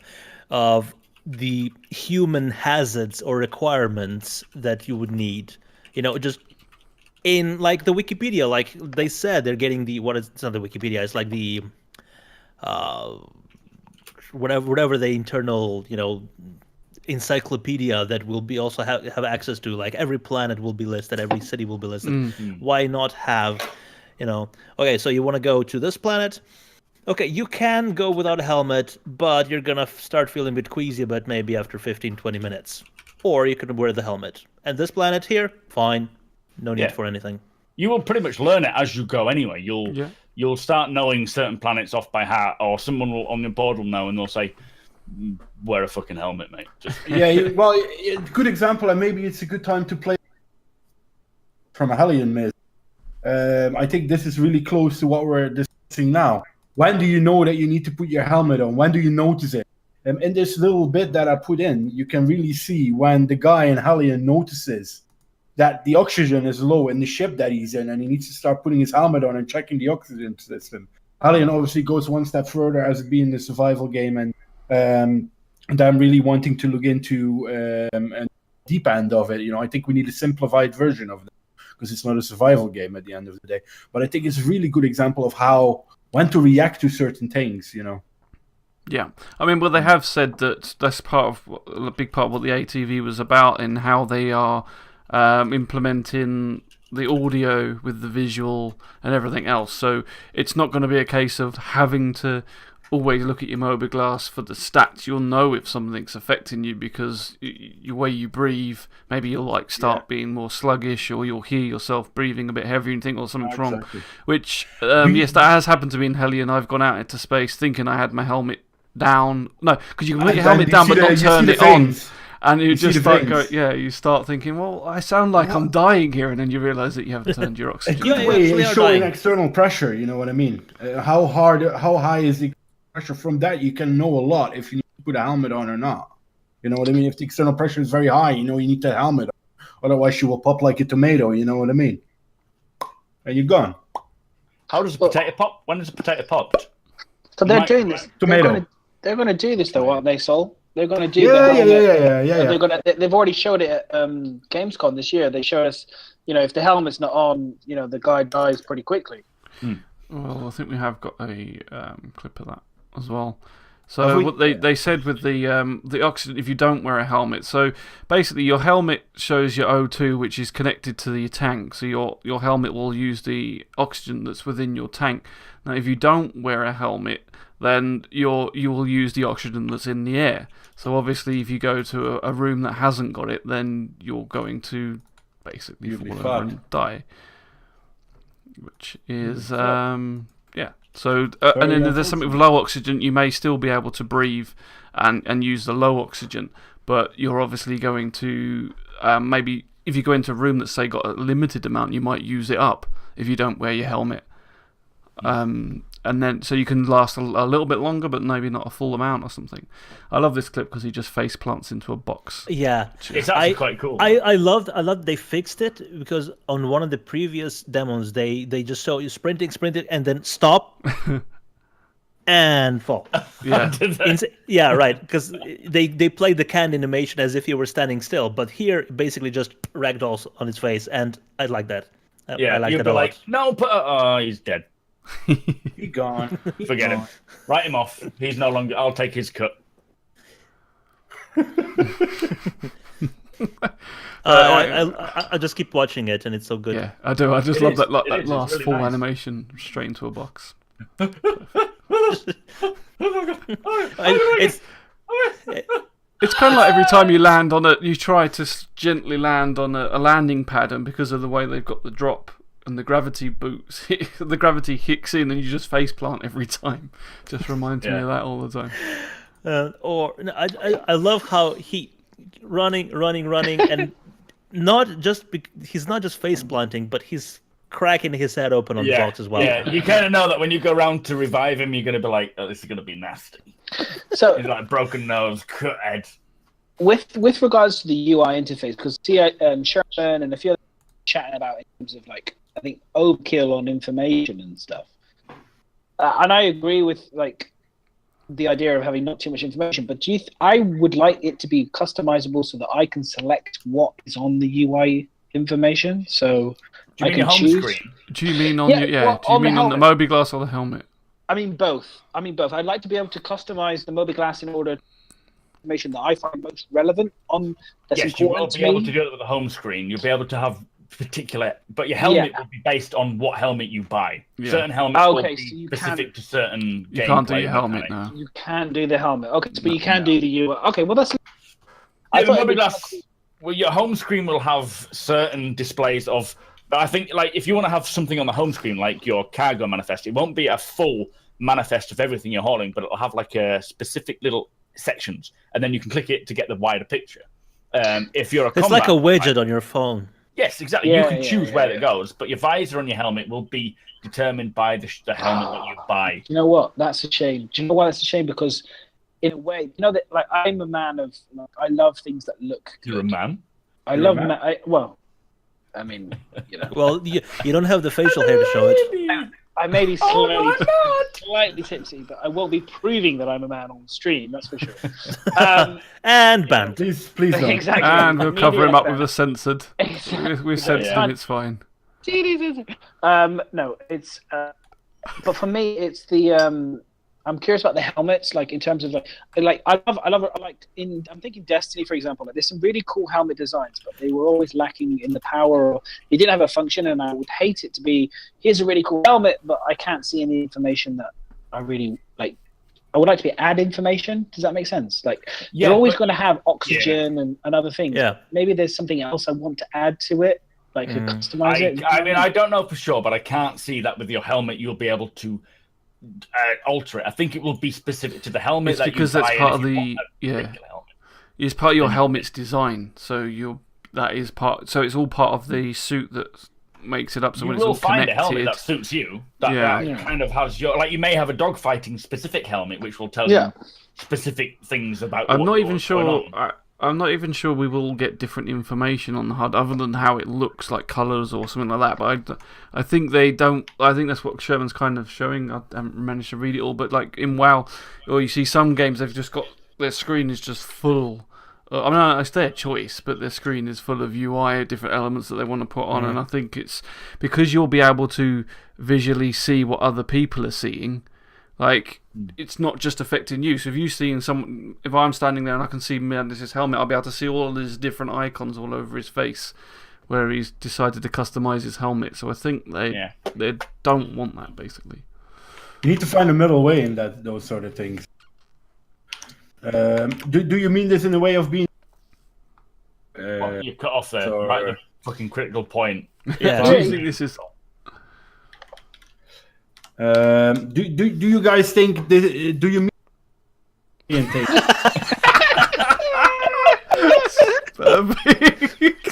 Your Yeah, mic like- is just trolling You're you much right now. worse than mine, and I'm in fucking Scotland at the moment. Is it fucking combat orientated? Do you mean it's combat orientated? Fuck me sideways. Well, it- Yeah, certain helmets will be combat Right. orientated. Certain ones will be exploration. Some maybe even trading. I don't know. Right. but- With an exploration helmet, I don't really expect for you to have like a full ammo count everywhere. yeah, there'll be but- oxygen level, more specific conditions, and Yeah, exactly. Yes. be relevant to the job at hand. That's what you sorted, Sol. Nice. Fuck this. I don't know what's going on with this thing, man. You didn't sign up to Maybe this. it's your Discord Have you got a noise gate on whatever it? it's set Yeah. to. Listen, miss, can you do me a favor? What? Can you run into No. the basement and check if this Sheba is still running for the electricity and for the internet over there? It's got nothing to do with me, mate. Everybody else is fine. It's you. It's always when we're on the Welsh. It's got always when we're nothing on to the do with Welsh. mine. It's you. It's your whole thing. Discord I've gate. never Discord gate. Yeah. You've got a noise What is gate it on your supposed thing. to That's do? probably what it is. It's cutting it out. No, I have no noise gate. I don't even have voice music. No, I mean in Discord you have in in voice settings you have input sensitivity. Maybe that's set to too far to the right, and it just keeps. It's set to automatic. Yeah, take it Yeah, off that's what we automatic. No, Don't just- ever just- use just automatic. go manual and Can you hear me now? all the way to the left. here we go. Yeah, take When it I off fart, you can automatic. hear me. Is that what it is? Yes, That'll yes. be the We problem. want to hear them farts. Yeah. Wow. Pro streamer, guys. Pro streamer. Oh wow. Okay. So I don't even know what we're up to now, really. Oh, well, we're still talking about. I mean, let's be honest. Burn down What was has pretty Discord much. to do with fucking streaming, by the way? It was just stamina, wasn't it? Let's be honest. It was literally Yeah, stamina, and like, how do we guys feel about stamina? Personally, I was saying at the beginning, I'm not 100%. I'm sitting very heavily on the fence with stamina. I don't necessarily like the idea, but you've all established that I'm a bit of a COD player. I like my fast repeating kind of FPS type of gameplay. That's what I've kind of got used to. So for me, the idea of slow kind of gameplay, it's a bit unusual, but I am learning. PUBG is teaching me. PUBG is shit. So well, It's, so not, what is, it's the number one game. Anyone says PUBG shit? yeah, it's No, like the top. Because it's fucking hyped, you know what I mean? Everyone's it's fucking not- playing. PUBG is not shit. It's still I the think highest it's played shit. game on It's Steam. my as well. personal opinion. Anyway, it's we're not shit. here to talk about PUBG, so let's move No, on. but So it's- one of the what that- things that they mentioned was that obviously everything you do is going to use stamina to a certain degree. So you've got like everything you carry. They mentioned the stance you're in will affect. So I didn't even know you can have different stances, but you'll be able to have different stances, and that will affect how much stamina you use. You know you There can was crouch some, and go prone, right? You know that, don't you? yeah, That's common knowledge, surely. yeah, I know that. Is that what they That's just mean by different stance? They don't mean. Well, I don't know. I Yeah. didn't know if they Well, meant like. lying on the ground is gonna use a lot less energy than crouching. You know, Yeah, you being can in a. crawl everywhere, planet side, Yeah. and you'll have so much. You'd stamina last for, forever. yeah. I'm gonna get there. So yeah, they basically said it was going to affect your gun and your aiming, which it happens, I think, in other games as well, pretty much. So It you is like can- armor seems to have it run down too fast, where you jog for about 10 minutes. Even though you're a hardcore military expert, you jog for not even 10 minutes, for 3 minutes, and you're like, and you need to rest. Yeah. I think there needs to be a good expansion on that. I don't think it should be that quick. Can I ask a question? Can I ask a question? No. How many of us are really Marines? I'm a Marine. Sometimes 'Cause when I play are we armor, I full- is anybody in chat who's a trained Marine would be able to tell me how quickly you could run with gear and a machine gun for how long? I can run for days. I'm a trainer. Run for days. But don't forget, the avatars that we use are completely fit. They are literally like trimmed like crazy, so they should be represented in their health. I know I'm not. I've got a beer belly the size of fucking Oklahoma, but I know that the avatars that we control are actually quite ripped people, so they should have a level representative of that. Of their look.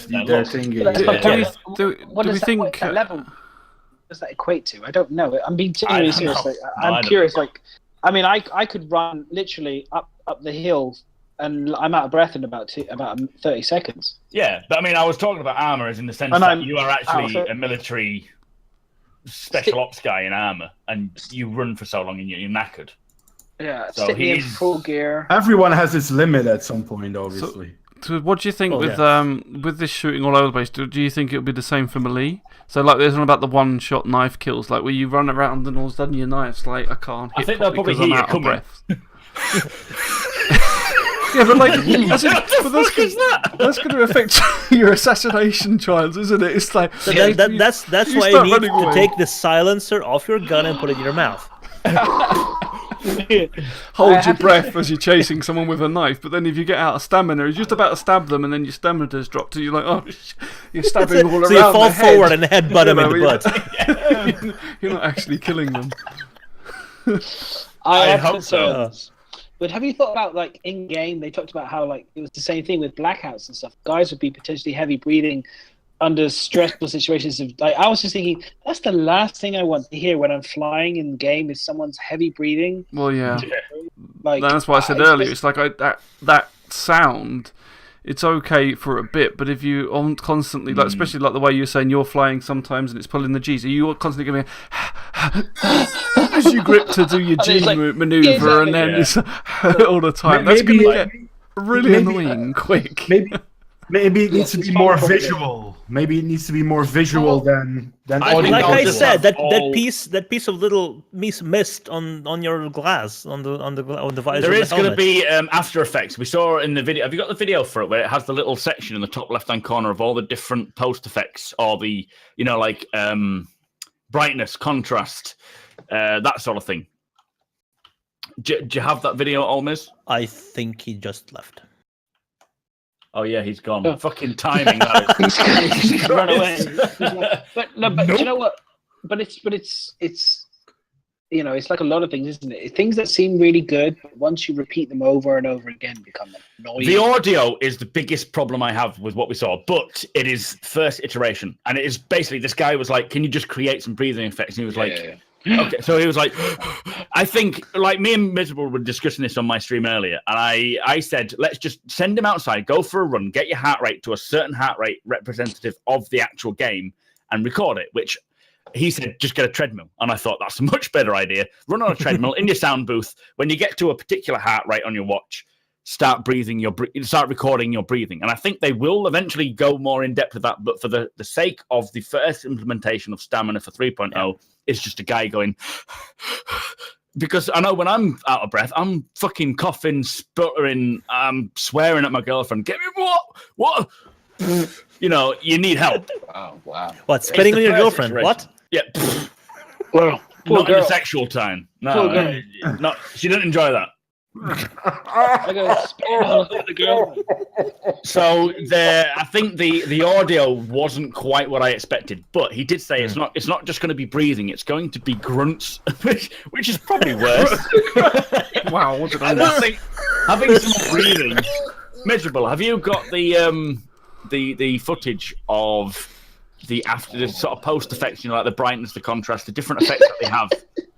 I think so. Can I just like Sol, you were saying about like a visual cues. Like now there are visual cues in terms of blacking out. It does the screen of starts to dim and there's kind of a weird. But the problem with that is I don't know if anyone's noticed this, and this is genuinely one of my biggest things with it is if you're in a Saber or if you're in a Hornet, it happens really fast. If you do a side strafe, you black out in a second. But I mean it more in the pitch. It's long. Yeah. I mean it more in the melee terms, man. Melee.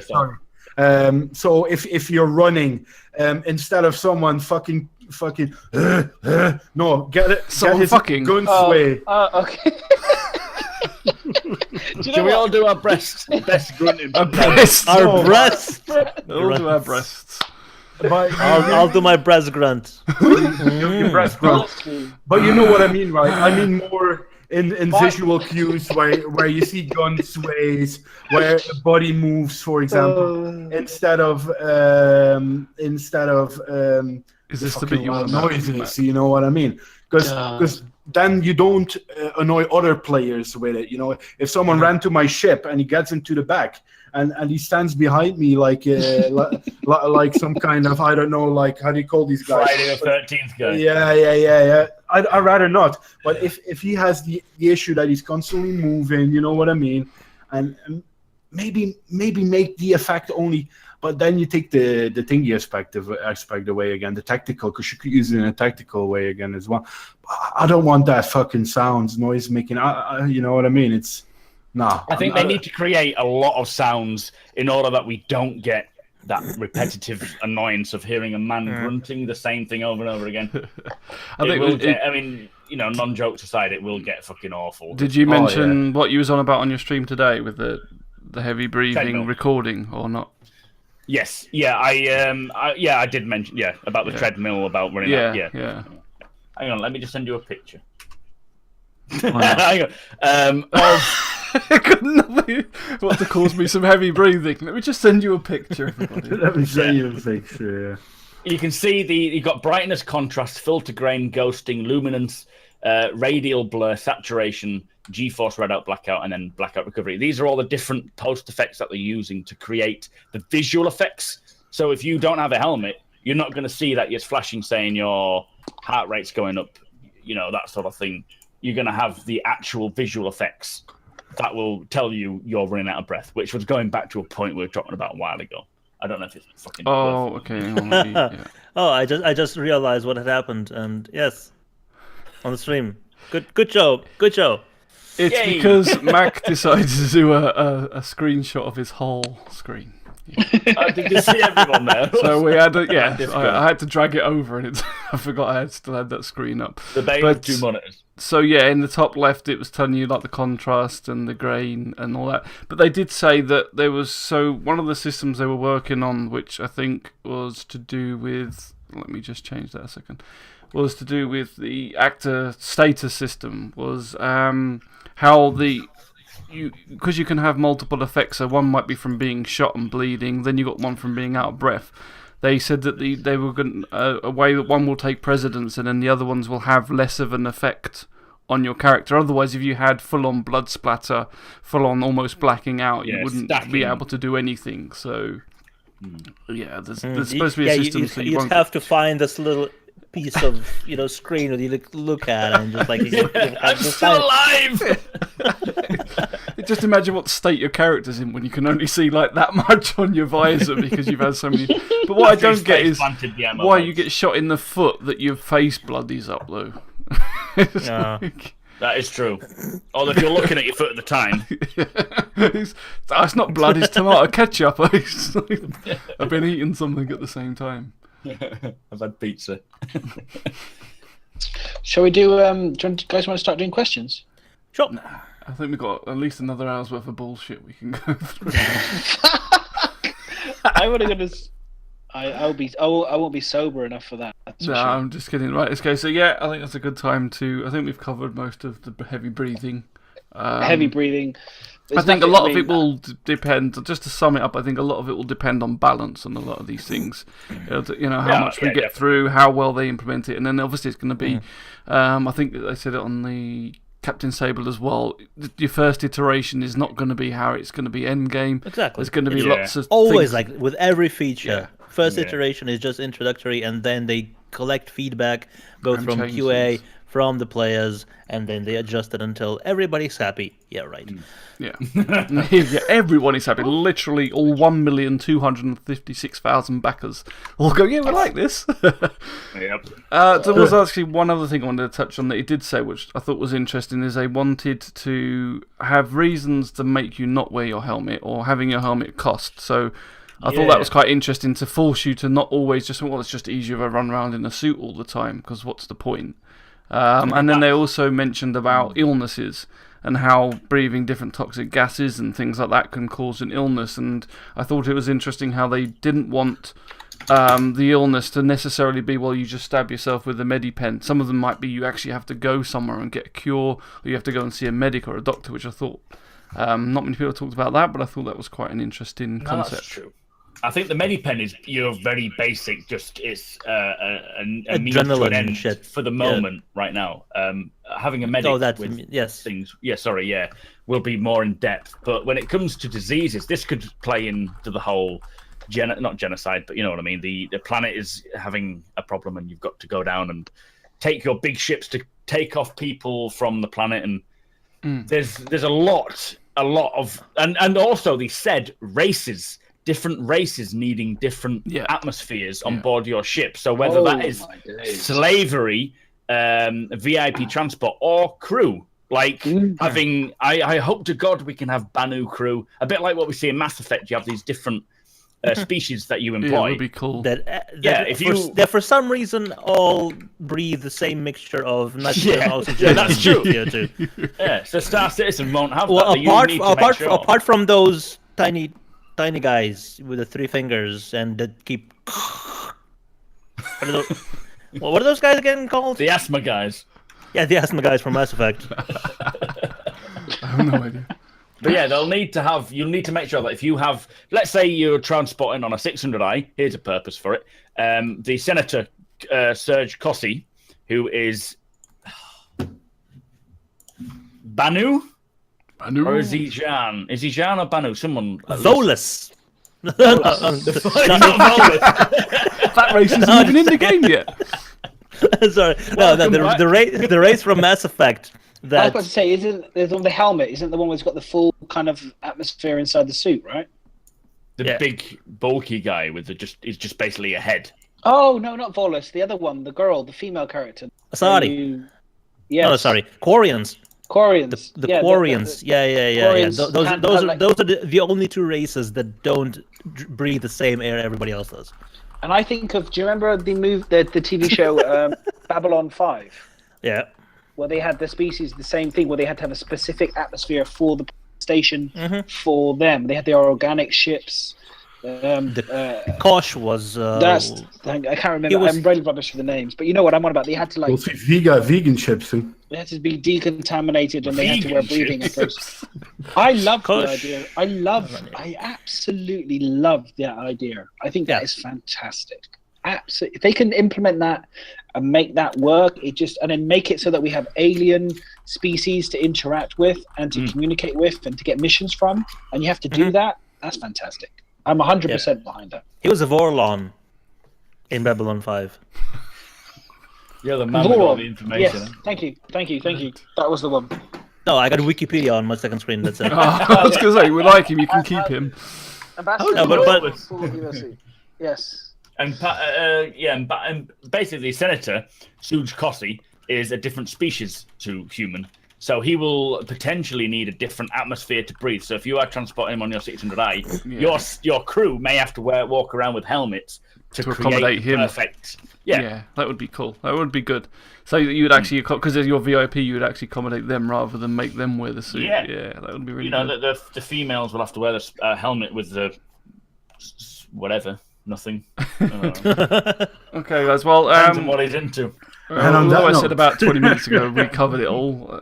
I just saw that other bit on there, so I wanted to go on that. But we're going to move on to some questions. If you've got any questions for the podcast team, just !question in chat, or !Q, or !question mark. Should all give you the form to fill in, and we'll start going through some of those. Question. What? So the first one. We put in brackets. We can put in brackets in the question as well. Can always try and pick up on those as well. Well, we can try, but filling out the form. We can try, but there's no guarantee. It's easier on the question forum, but we'll try and pick up on questions if people want to just chuck them in as well. So we'll try. The first question is from Freelancer Durr.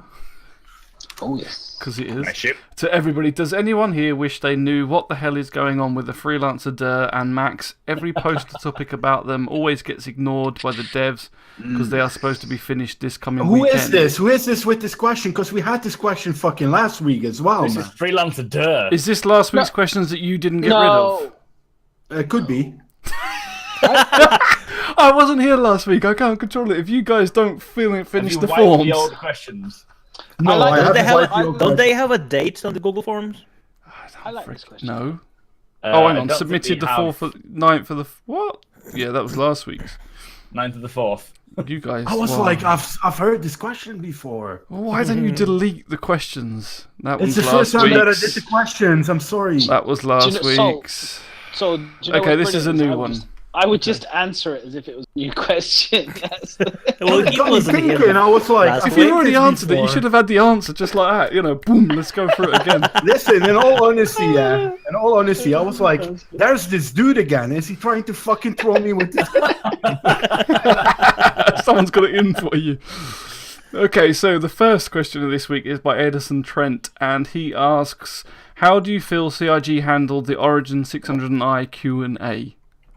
We Perfect. kind Accidentally. badly. Well, it wasn't badly. It was kind of not It the was people just that bad answered. information. Well, It just badly, I accidentally- suppose. It just, The people it that just showed how much people rely on Ben. yeah.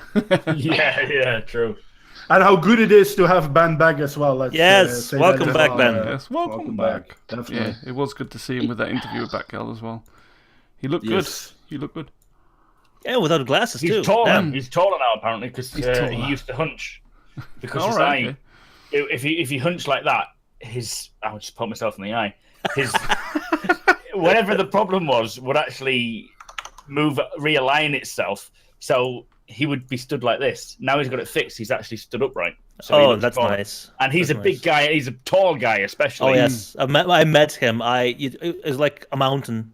It's the mountain from The the mountain. mountain. Yes, He is the yes. mountain. He has Okay. his cards. So yeah, that's it. I think it was handled not too well, but Ben come and saved the day. I think with them answers there. So hopefully they've been put onto any question and answer form. You still really. bought one, Edison, so it doesn't make a difference, Yeah. does it? So the next question is from Edison Trent, and he asks, it's not even a question. Hey, I am working on get the ability to make Star Citizen ship-shape PC case. Okay. Nice one. Good for you. Thanks for that one, Edison. Nice one. Good job, good Show us job. when it's finished. Oh, and he asked it again, Good luck. so we'll skip that one as well. Good luck. Good luck with job, that. Edison. Send us the pictures when you're finished. Yeah, Definitely please do. send us the pictures And show send it me on one. Steam as well. I will Send put me it up one. on It's the good to screen. know that Madness isn't the only drunk one right now. No. If you could send me one of them cases as well when you're done, that would be awesome. So the next I've done well. question is from Chippy, and he asks, would people really bother having a VIP transport? It basically just Yes. puts a target on your Yes. back saying, I have money, come rob me. Or you put it full of pirates in the backside and you give them a this is fucking it. tropical surprise. Mate, this is good stuff, man. Tropical What- what- surprise. A What, 600i. a pineapple up their ass or something. But you know what I mean. You can use Ever it in since- so many.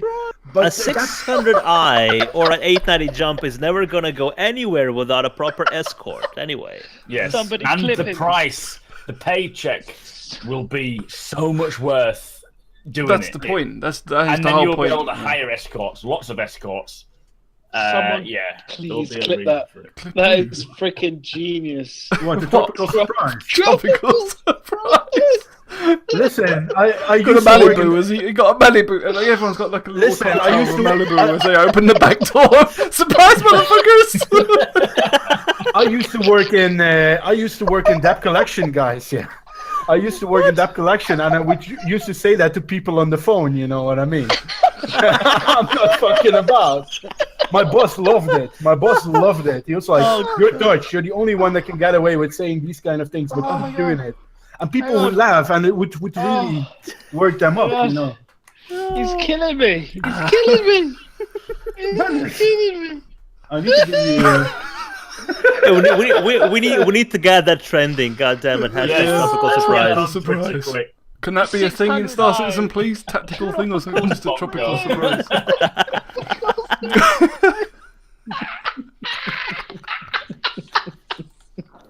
I used to Oh, say that okay. to people. I think he has to walk away for a bit. It's worse than with the tour guide, by the looks of it. People are going to be knocking on the door telling me to shut up because they want to sleep. And it'll be 1 in the morning or Surprise, something. motherfucker! Tropical. Tropical. If they knock on the door, they're going to get a tropical surprise. Don't worry about it. Yeah, it's Running him down the corridor. naked except for a pineapple.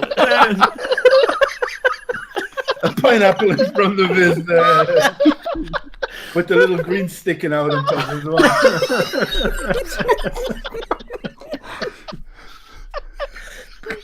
Fucking Okay, the next question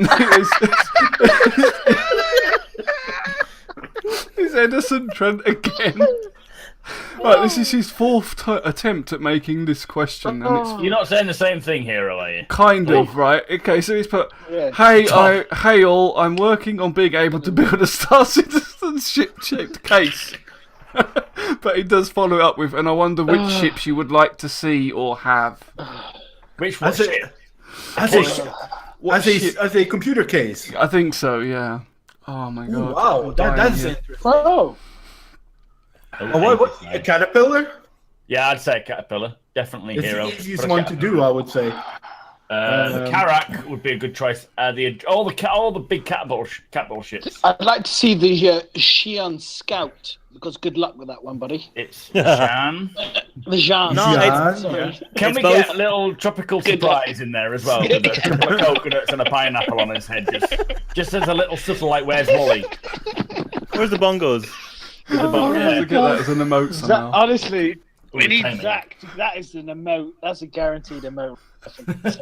Tropical surprise. Something like this. I suppose something like a Starfarer would work as a case, wouldn't it? Quite bulky. Actually, Can someone put I my face think- in a pineapple? It can be done. We can be Well, done. your I hair's think already the there, Ar- so the Arco would work best as a computer case. the Argo, yeah. Yeah. Oh, true. Yeah. That would be really cool, though. And with the Argo, you could probably fit about like 7 1080s in there and more fans and whatnot. I'm not sure what Madness is doing. Let's just cover him up a little bit. He's Oh, looking sorry. a bit sexy. considering that. He's looking up What are where you to doing, buy a man? pineapple at this time of sorry, night. I was looking for He's setting up his inspiration. Pornhub He's looking for already, pineapple porn. I was looking for inspiration. Tropical Sunrise in Pornhub. What does that bring up? I'm trying to compose myself, Miz. I'm Right. trying to compose myself. Okay, next question is by Guns and Glue for everybody. What melee weapon would you like to have in Star Citizen? Melee. Stop saying melee. Pineapple. people. What the fuck are you talking about? Melee. A pineapple on a It's stick. melee. Melee. It's melee. It's melee. Melee. Melee. It's Melee. French. I would like to introduce you to a group of melee. Well, let's all melee together. Oh, milady. We want all of it. Tropical surprise. You're going to give the Tropical lady... Sunrise. Oh, sorry, I typed Tropical Sunrise. Why did I type Tropical that? surprise. Yes. I love it. And by the way, if anyone's coming in here for like really kind of like Star Serious Citizen Star news, Citizen stuff. this is the wrong place to be. This is we're just having a laugh right now. Fun, Melee. brilliant. But if I want On to a answer the Monday. question, I would like. Good question, actually. A pineapple. A pineapple grenade. Pineapple grenade, I like that, yeah. It's not really a melee It's not weapon, is actually a it? Not really a melee melee unless- weapon. and- is well, it? you could use A it. I melee mean, weapon. Or just it's smack very people hard. on the You head could- with it. Yes. Yeah, pineapple doesn't on a blow stick, up, man. it's just- Pineapple on a stick, I tell you. I just Next stage is Samurai Sword would be a good option. Oh yeah, Yes. like from Star Trek, it just assembles. I'd like It's like um, jalapeno on a stick, but then different, you know what I mean? some vibro blades. I would like a Vandal lightsabers. staff. Yeah, Starfish. I think that Vandal are going to have these massive, like, weird spear Oh, staffs. mate, Yeah. I'll come down to where you live. I have a very vandalous staff, man. Ooh. Will you dress as Tropical Surprise? Mate, I'll do pineapple straight on. When I open the door. I'm here! How do you want it? Just fucking get inside. Then. I'm in the middle of town, for God's sake. Can you hear this Caribbean music playing, yeah? Fucking drag you in. Tom, this is not the time or the place, mate. I don't want to, I just don't stop. All I'm thinking of right now is the pineapple circles, you know, you get in the tin cans. Yeah. Yeah. That's all I can think of right now.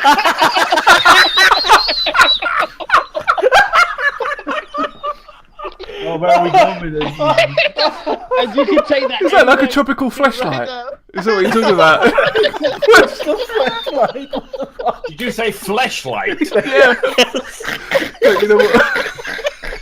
I'm sorry. I had to take it there, but that's literally when you said tropical flashlight. Oh my god. Oh. Are we going to make sure that the can is not sharp? We can. No, you take him out first. That's fine. You take him out, okay. This is a serious podcast, boys. God, Let's what are you just keep doing? it serious. Okay, Edison Trent. Actually, your dick's smelling like pineapple all fucking Hang on, day. hang on. Before we Not go, like I was pineapple. going to say my biggest melee weapon that I really wanted to do is the neck biggest. kind of choke break that you get in Metal Gear Solid. Hitman. I Hitman. really want to be able to do that. Like a I- piano I- wire. I want the I love- wappity thing from the Star Wars. Yeah, and lightsabers and dual. That's I like the Subsumption. dual lightsabers, like Darth Maul's dual lightsaber is pretty. Yeah.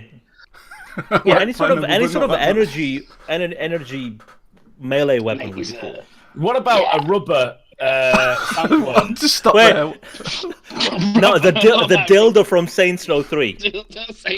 Yeah. Well, yeah, if you get like a rubber sandworm, which is like you can sort of use it as two purposes. Yes. You could waft that around, and then afterwards you can be like, "This is yours, bitch. Enjoy." Yeah.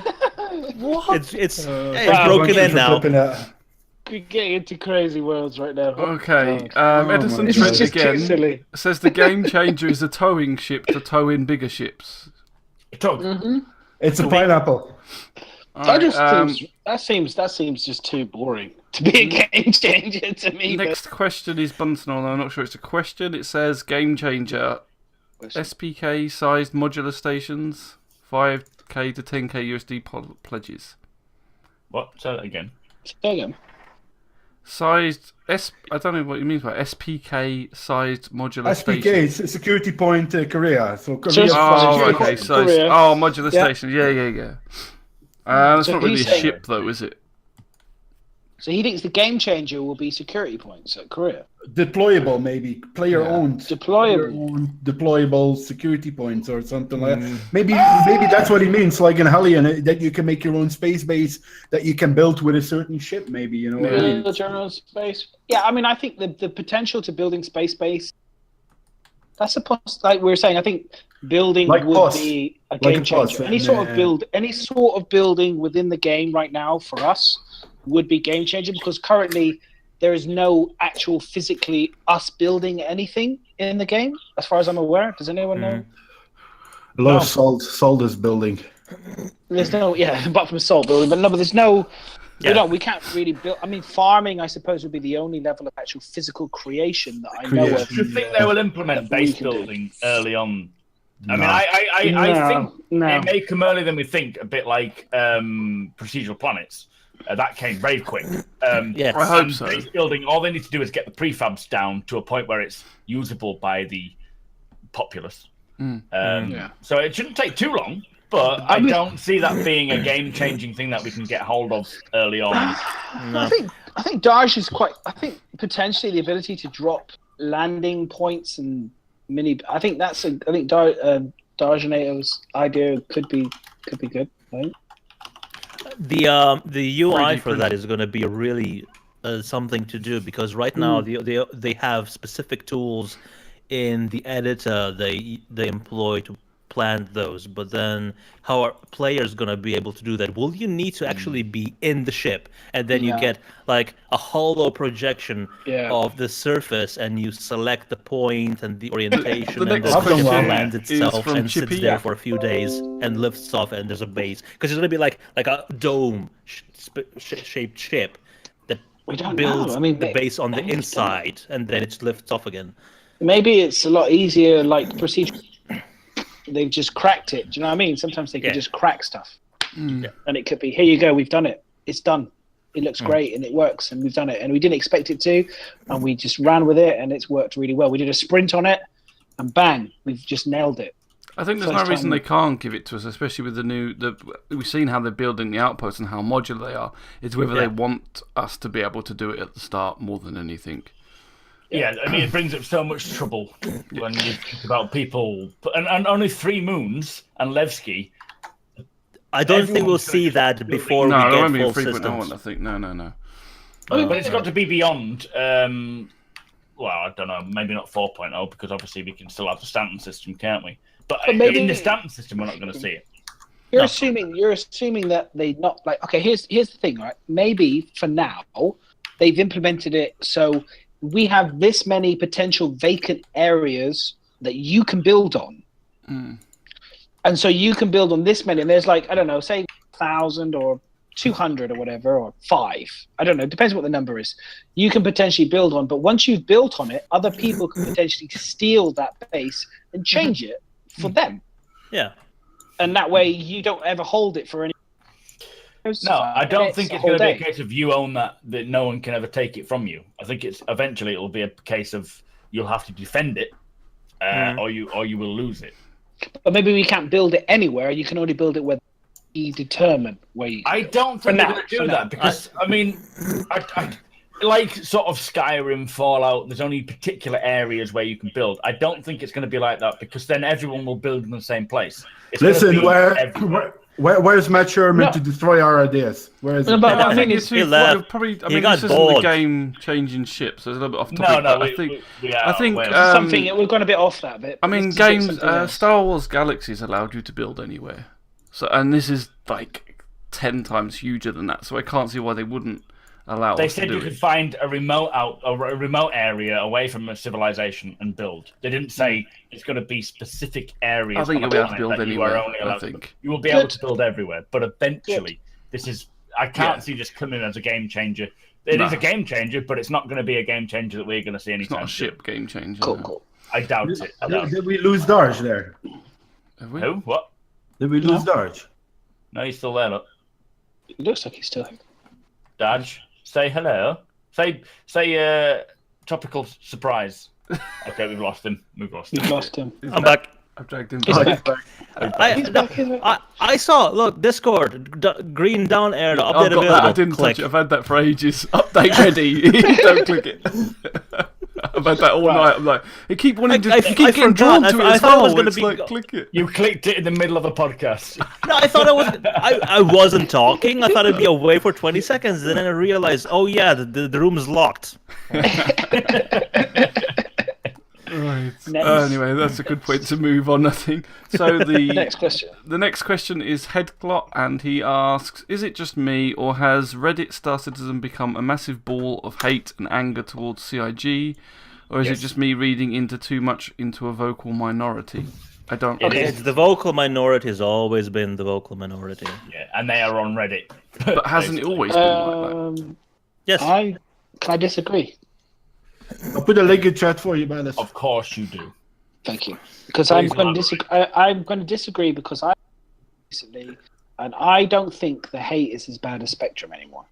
I think Spectrum's overtaken it. Okay.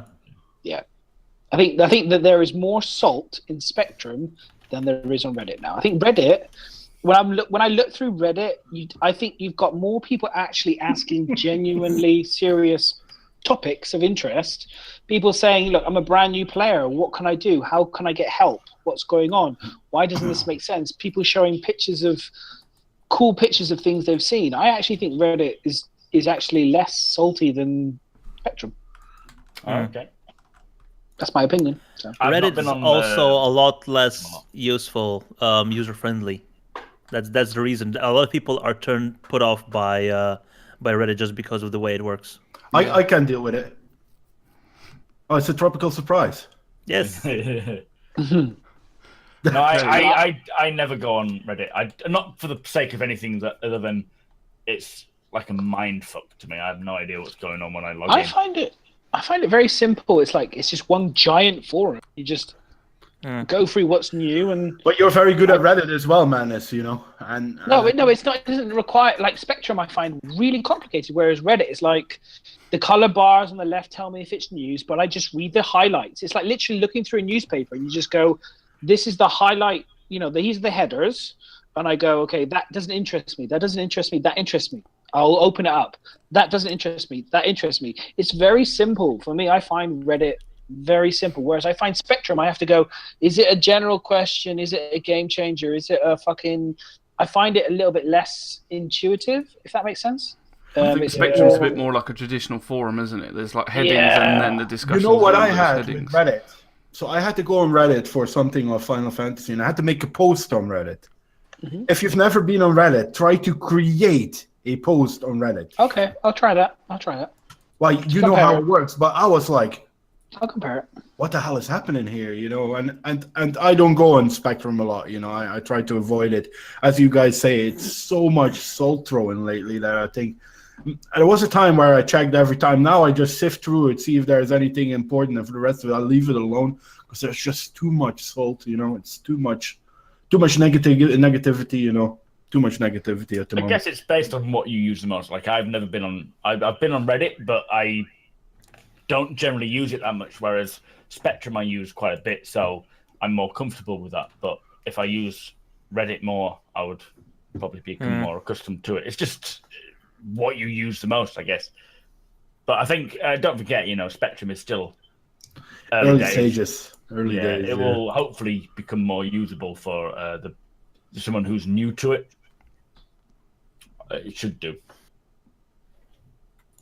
Moving on. So the next question is for a little bit of madness from Hey Boy, It's Your Skinny Penis, apparently. How can the current flight body be improved? The current flight, did they say? Yeah. Flight module. Model. I think the same way that I described it. I think they need to kind of potentially. All right, things. We need to get optimization in. We need to get desync reduced. We need to get F frames up to 60. Then we can really analyze and look at the way the game is flying and the mechanics and all the rest of it. Then once we've got the information, then we can go into things such as, which I think is potentially the blacking out nonsense, which I don't like. I think, like I was already discussed on this, I think there should be a system where if you want to be a good pilot, you can improve yourself so that you don't black out. You can potentially stick juice in you can juice yourself so you don't black out, so you can have better turning and G stuff. So there's all of that mechanics I think that need to be done first before we can really improve the flight mechanics, but I don't think they're a million miles away. The current flight mechanic has improved greatly on 2.5 and 2.6. I think we're nearly there. It's my opinion. There's a few things that need to be fixed, but it's not that bad. I think atmospherics mostly. Yes. Improvements on graphics, visuals. I mean, I wait to see the trails.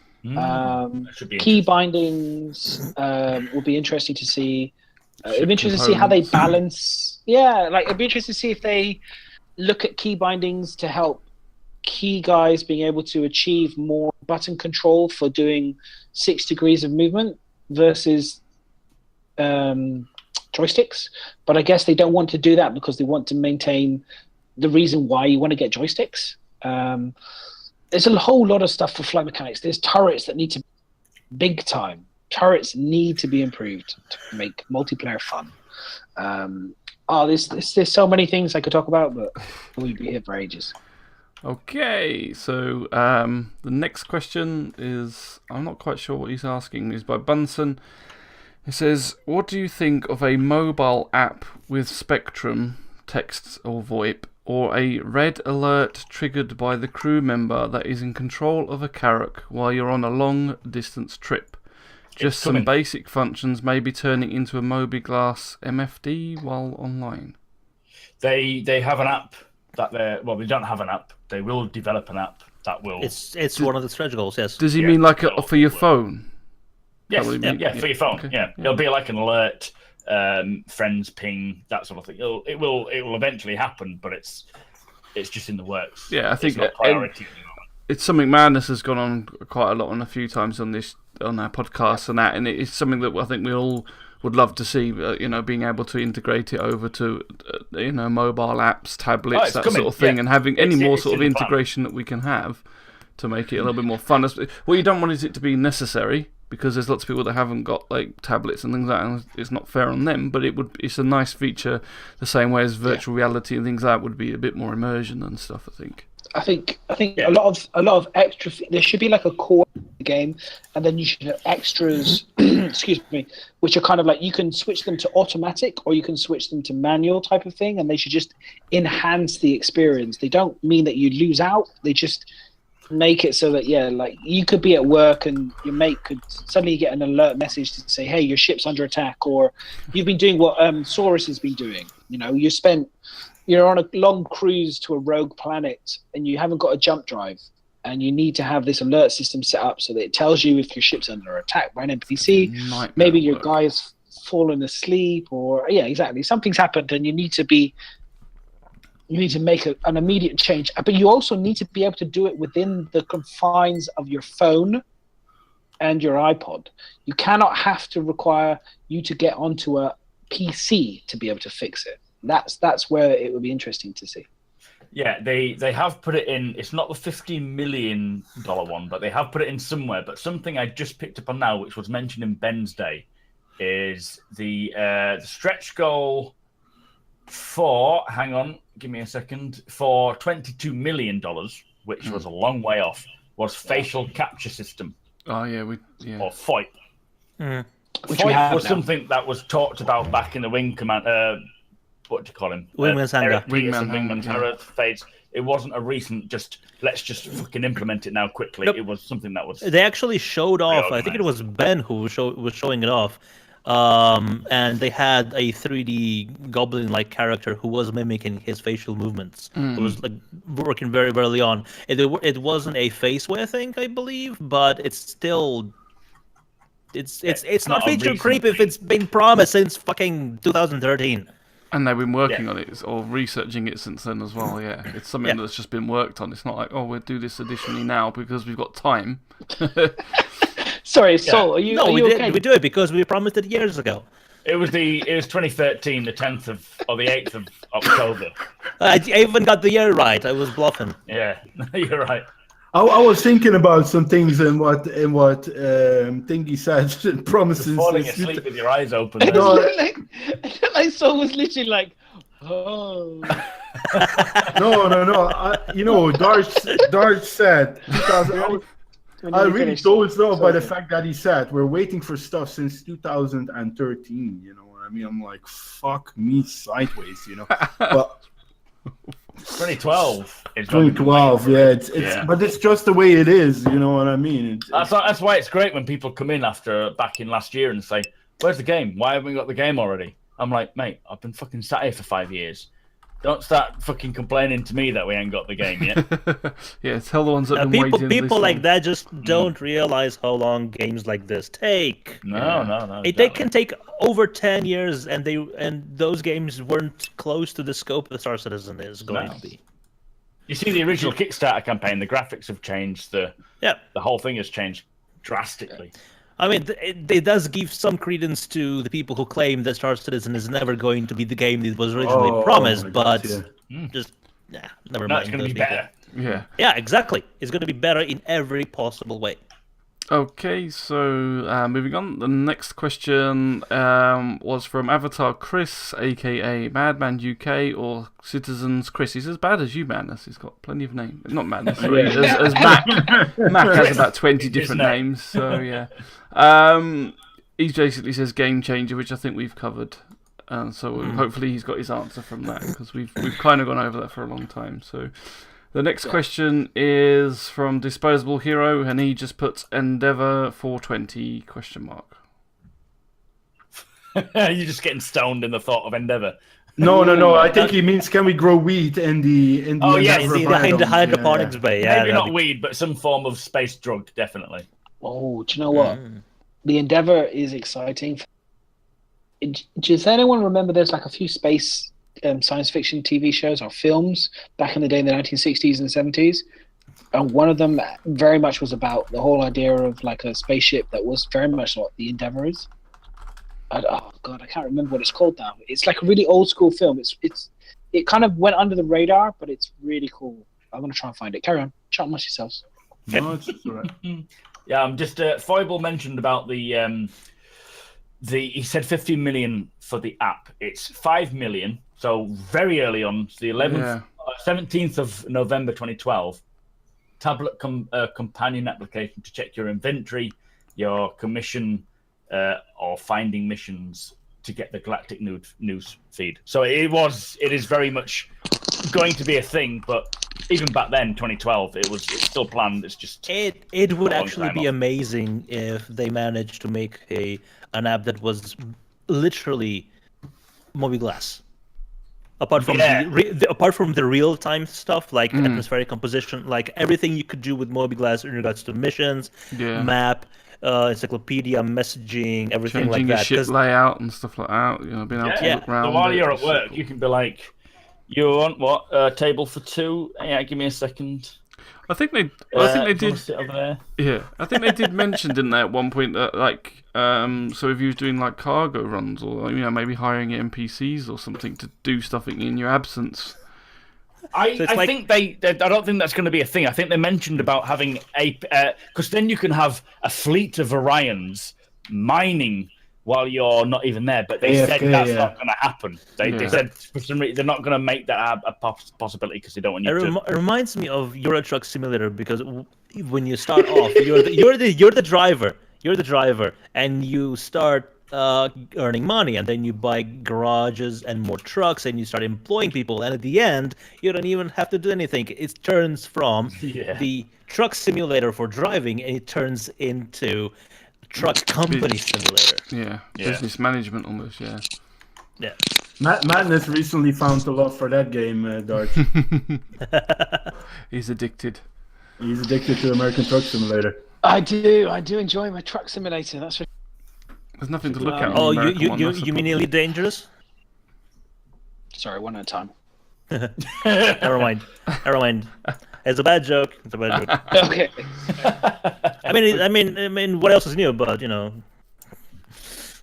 I'm just saying, Elite Dangerous Truck Simulator. Yeah, it's similar. Yes, definitely. There's more to see in Truck Simulator, though. Do you know what? I've never played Elite Dangerous, is the honest truth. I don't know much about it.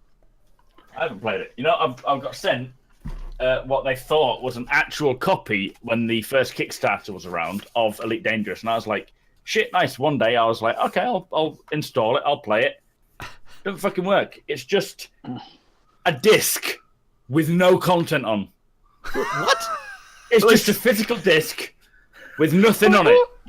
And only the person who actually bought the game, who bought a digital copy as well, can play it. So I've got the fucking original Kickstarter. But you I can't. I can't play it. You can't play it.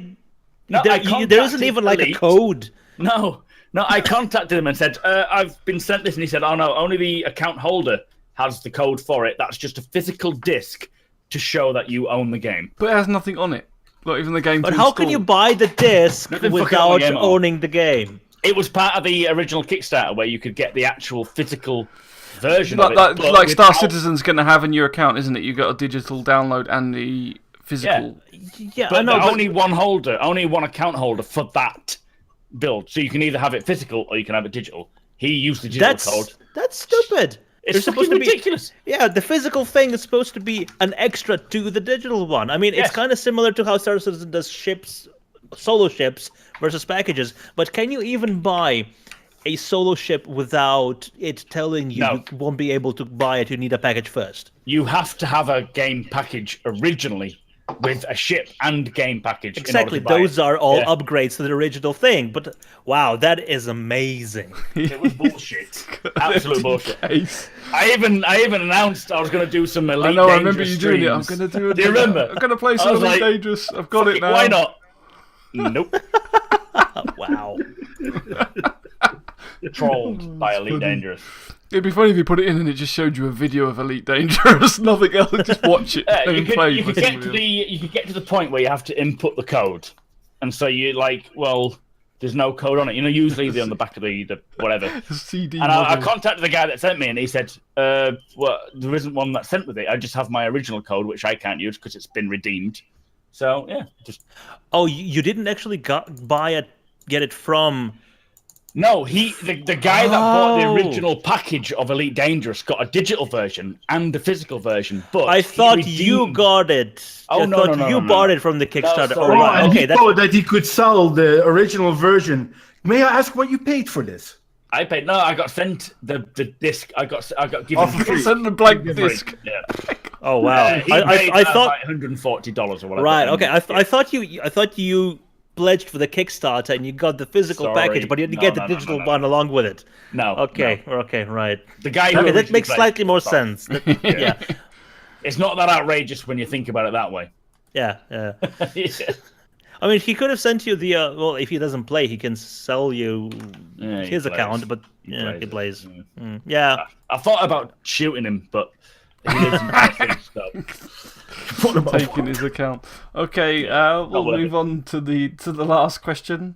Unless anybody else has got any more, but this is an interesting one. Anyone know if? Oh, sorry. This is by La Pasta. And he says, does anyone know if there's any plans on writing an SC novel? I actually know a friend of mine in an org I'm in called Cal. He writes space-themed novels. Is he called Cal or is the org called Cal? No, he's called Cal. Cal Spriggs is his name. He actually writes novels, but I don't know if they're specifically based off of Star Citizen, but they are space-orientated, and he's a big fan of Star Citizen, so they will be inspired very greatly, but not a Star Citizen novella. I think that once we get Squadron, there's a possibility that they could be offshoots for or novelizations. Yeah, novel. Yeah, I think it's all dependent on Squadron 42. Once we get Squadron 42, then there could be that option, but we need that first. Yeah, and there could be stuff based in the Star Citizen universe that's roughly connected to what is actually happening, but I think it's going to be a lot harder to do. Eckhart, like the stories of Miles Eckhart, for right? Maybe his backstory or something before you actually meet him. When you consider how mature our audience and the community of Star Citizen is, we have a lot of writers. Even Dave Haddock has written a Star Citizen novella. He's actually written a story based on Star Citizen, which is purchasable, but I don't think it's printed yet. Is that right? You could buy it early on in the Kickstarter thing. But I think over time, like we see in Machinima and things like this, you will see a lot of inspired stories which are lore-driven. Maybe not official, but they will be inspired by.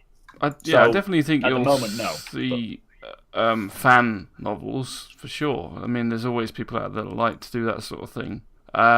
It would be nice to see an official one. I mean, if anyone played Star Wars: The Old Republic, they actually made audiobooks. Well, I think they had novels as well, but it was like audiobooks. So they actually had stories based on the world and the timeline that was going on in the game. And they were full on 13 CD, sort of 13 hours episodes, whatever, storybooks. So it would be nice if they did that for Star Citizen. I mean, we're getting mini stories at the moment, aren't we, from the lore posts? So I think maybe if someone that did the lore took it upon themselves to maybe write a story or something, we could get it. I think it's like if you think of Star Wars, honestly, Star Wars need the first kind of couple stories to really embed the whole world, and then once you've got the world embedded, then everything else can just go from there, and you can just go crazy, Yeah, I think we will see. Like, I honestly reckon we will see even full films of. And I wouldn't be surprised if Chris Roberts actually directs a film himself, because he was a game developer, and then he's a director. He's done it with Wing Commander already. Yeah, exactly, of course he will. We saw how great that was, though, Mac. I like it. I think it's a good film. It's very cheesy, but the female out of it was it's fun. I'd say it's fun, but not good. Was worth 3 sucks. No, it's worth barely a lick. That's where it's worth a tropical surprise. Tropical surprise. It's not even worth a tropical. That's the sequel. Wing Commander 2: Tropical Surprise. The pirates hiding in the back of the ship. Don't set me off, Daz. That's brilliant. Is there any more questions? Or that is all the questions. I think that's the best place to leave it, boys. On Tropical Surprise. Good stuff. Tropical Surprise, yes, sir. That's a good one. Hang on. I like myself a bit of a tropical surprise, eh? And I'm looking up where I can buy a pineapple at this time of night, and I'm It gets failing. better every time. It gets better every time. you Someone watch. seems to have already done a tropical surprise for Soul already. Where? Wow! It's, Oh God, bring that up! Bring that up! Bring it up.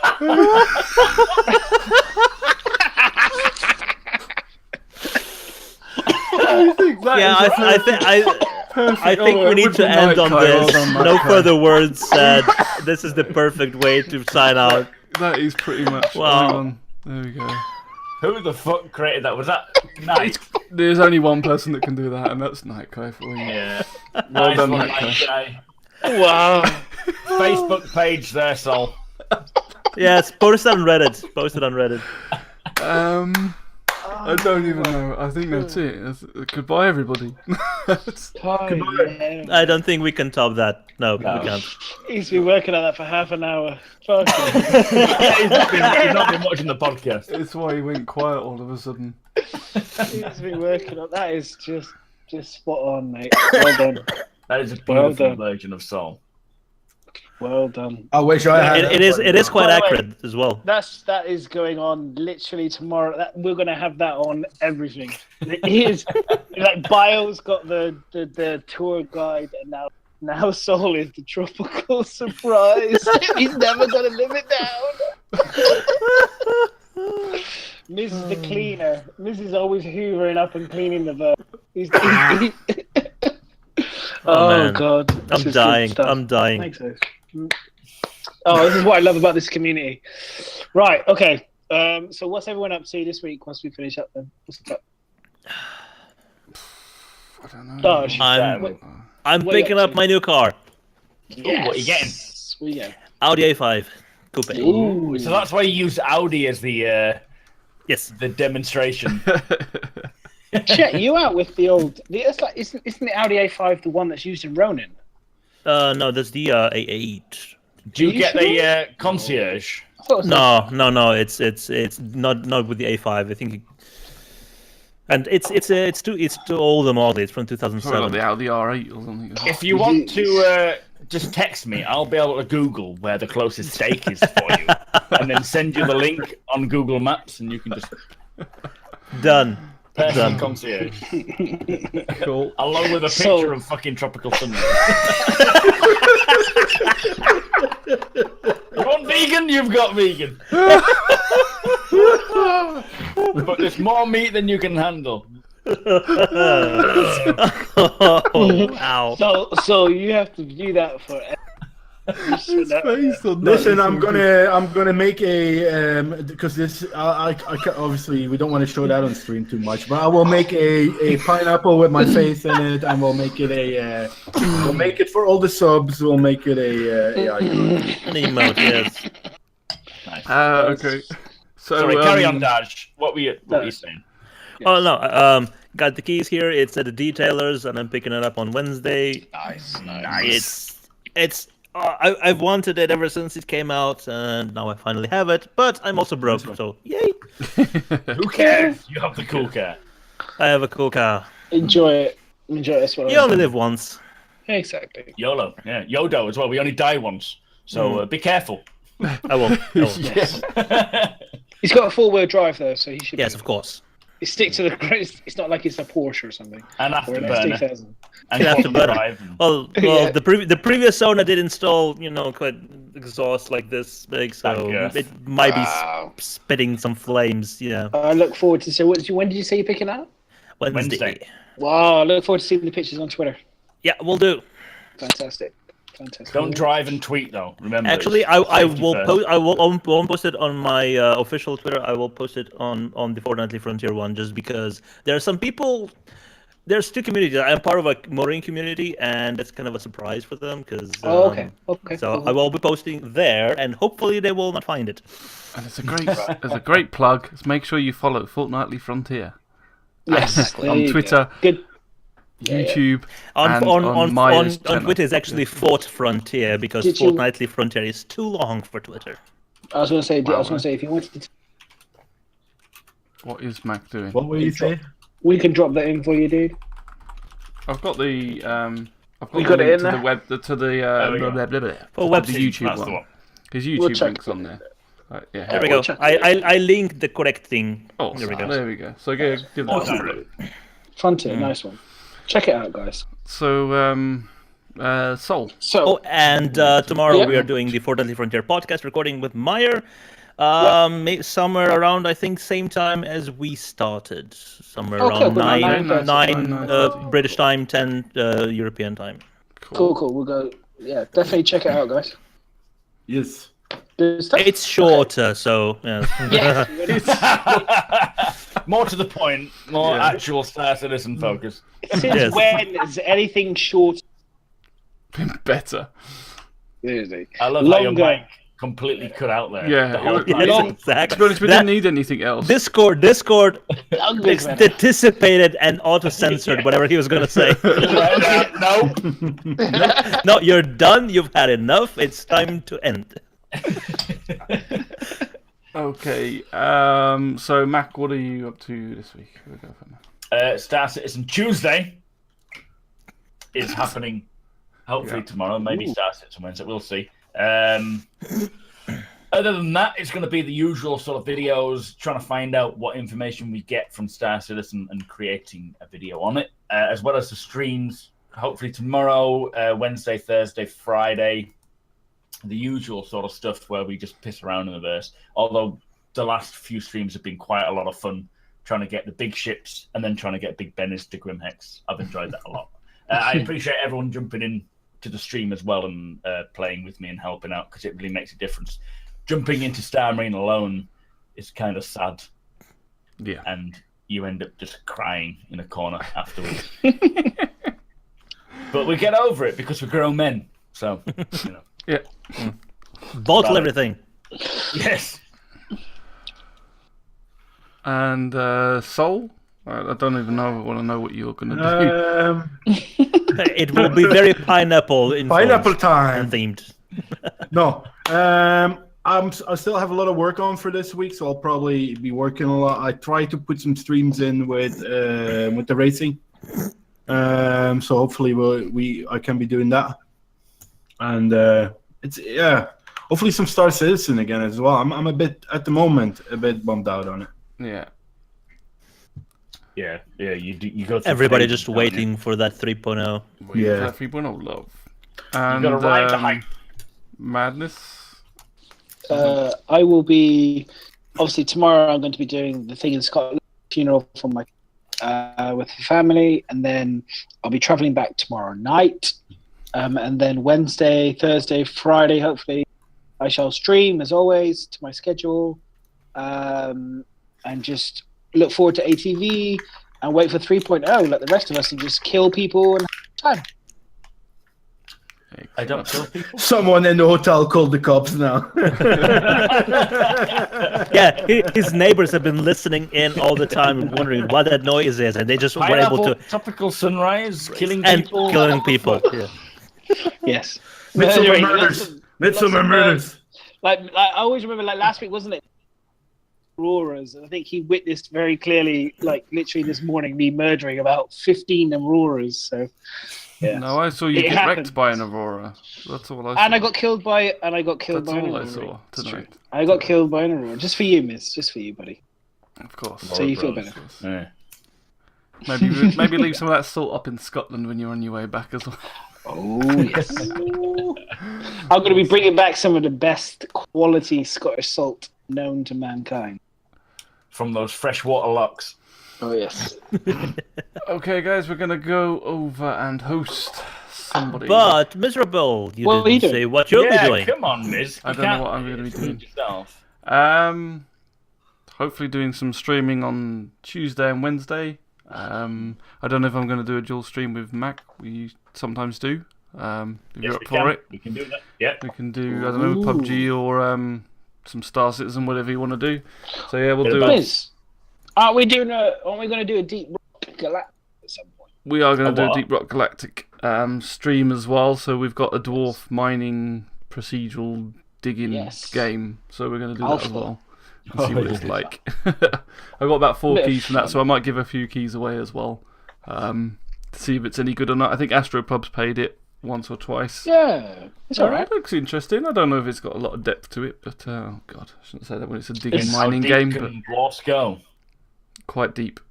4 foot. It's missing a few easy mechanics. I've had a quick go at it, and it's quite fun. Yeah. It's the monsters and things that turn up depend on how much you mine and things like that, and then they're sort of procedurally generated, so you don't know what you're necessarily going to find and things. But hopefully, I mean, it's early access and alpha, so there's going to be more content keep being added to it. So we'll show it off and see what it's like. If anyone's got it, let us know. You can come and jump in and play as well. More than merrier. I don't think I'll be doing my Tuesday painting stream because I think Des is away again. I'll check, but otherwise that's my usual Tuesday evenings. Other than that, streaming some more Star Citizen when I can. Trying to get back into it again now. So I've had my holidays. They've gone. I've come back from Scotland. I should have a few more clear months ahead of being able to stream now rather than plan for holidays and things like that. We are obviously got Gamescom coming up in October, which I'm really looking forward to. I'll be going with Mac. CitizenCon. That's what I said. Yeah, get it right. What did I say? Gamescom. I'm going back in time. Ah. Yep. We're gonna do You want to go and then I'm back. gonna do It was Citizen so Con. good. So, It was yeah. so good. You want to relive it. So good, I want to relive it, exactly. So yeah, we'll be doing CitizenCon, that's the one. So I'm looking forward to We that. could even do an addictive podcast while we're there, maybe. With Is anyone. anybody actually going to CitizenCon? Yeah, Yes. me and I'm Mac. going. I'm trying to get tickets, guys. My Yeah, missus so is- if anyone has got a ticket in chat that's not going to be able to go, Madness is looking for a ticket. I am. So. I'm going. Let me Myra's know. going. We have a room. It's stumbling Together? distance away from the theater. Oh, awesome. So we can so if get anyone- super drunk, and there's 3 kebab places on the way, so excellent for us. We're staying in the same Madness, hotel as Toby. If you can get a ticket, you can. We have a spare room at my parents' place, so you can stay there. And I'll As drive long there. as there's no tropical surprise, I'm in. There you go. There you go. So I'm staying at my I parents', see. which is about an hour away from the venue. Yeah. And then I drive up and Yeah, from even without Melbourne. a ticket, we can go to Bar Citizens. We can do a podcast from somewhere. Yeah, I mean, I could nowhere. potentially. I mean, it's a possibility. I mean, realistically, There's CitizenCon's there's like, what, an something hour that or I'm so something? bummed Yeah, about exactly. it. So. I could just for the. Yeah, we could potentially do that. Well, where are There's- we going, Matt? Because we're going for like 3 days, aren't we, or something? No, 2 nights. But we're going up on the. Yeah, we're going for 2 nights. Sorry. Yeah, the night before for the Bar Citizen, then the actual event, and then. No, hang on. Oh, fucking, I don't know. You just it's like literally my missus like when CitizenCon the whole potential to buy the tickets were out. Missus like I was like, do you know what? I've been to CitizenCon. Do you know what, love? It's okay. I don't want to go. I don't want you to think I'm kind of away and doing all my own thing, all the rest of it. And then 3 months later, she says, You can go. "Oh, you can go."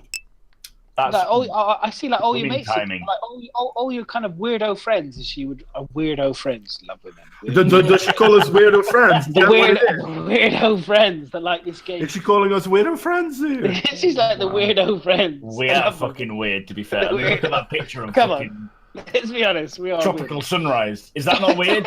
Yeah. Surprise. weird. Surprise. Go. She's like, Surprise. "Oh, why don't Tropical you get sunrise is a tickets and go?" cocktail. Tropical surprise. Surprise is a not so much. completely different thing. That should be a new cocktail for the Astro Pub. And I was I'll like, pitch it to him. "Ah." I'll pitch it to him. So it's I'm so late to the game. So literally, if anyone knows anyone that's desperately wants to sell the ticket, and they've had a situation change, just let me know quickly because obviously I need to book the flights, which is the most important thing. That's the expensive thing. How sorry. long is CitizenCon? Like, it's just a I don't- presentation, isn't Just it? one I day. don't, Day. I don't want to Yeah, be the it's sad one guy evening. git About 3 standing hours, outs- 4 hours. I don't wanna be the Yeah. guy But standing there's outside. other stuff, you know. worth There's bar citizens and there's hanging out with the devs, just like there was at Gamescom. Weirdo is the new norm. No, it's worth going. Yes. Also, Definitely one worth thing I'm super bummed about. I've been talking about and thinking about it. One day for CitizenCon, I wanted to go to a venue like one of the houses of for Test Squadron or whatever, and just make pancakes for everybody who comes and visits. Just for everybody. But will be no such place to go, unfortunately. Listen, you can enough come to and make buy pancakes at my mom's house if you want, man.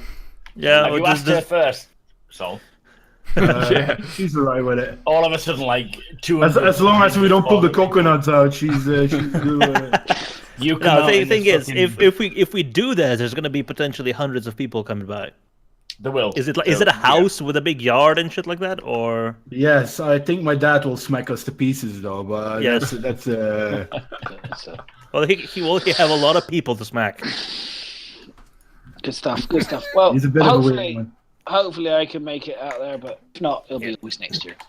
Yeah. And then we Yeah, but next year is gonna be in Austin. Even better. Yeah, I reckon so. Do you reckon it will be in the UK?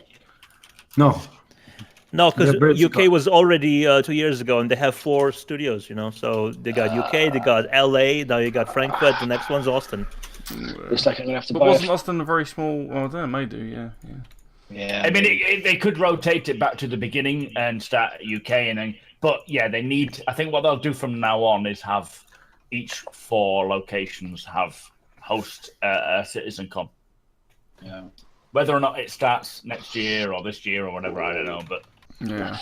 they will hold them in UK, Frankfurt, Austin, and LA. All right. Let's do it. Let's move over, boys. Who are we hosting? All right. Let's say goodbye and good night. Who are we hosting?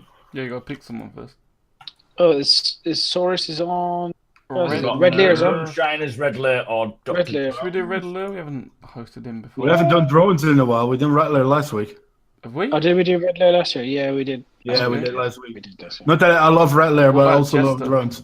Drones was on last week on the show, so Yeah, let's give him a surprise.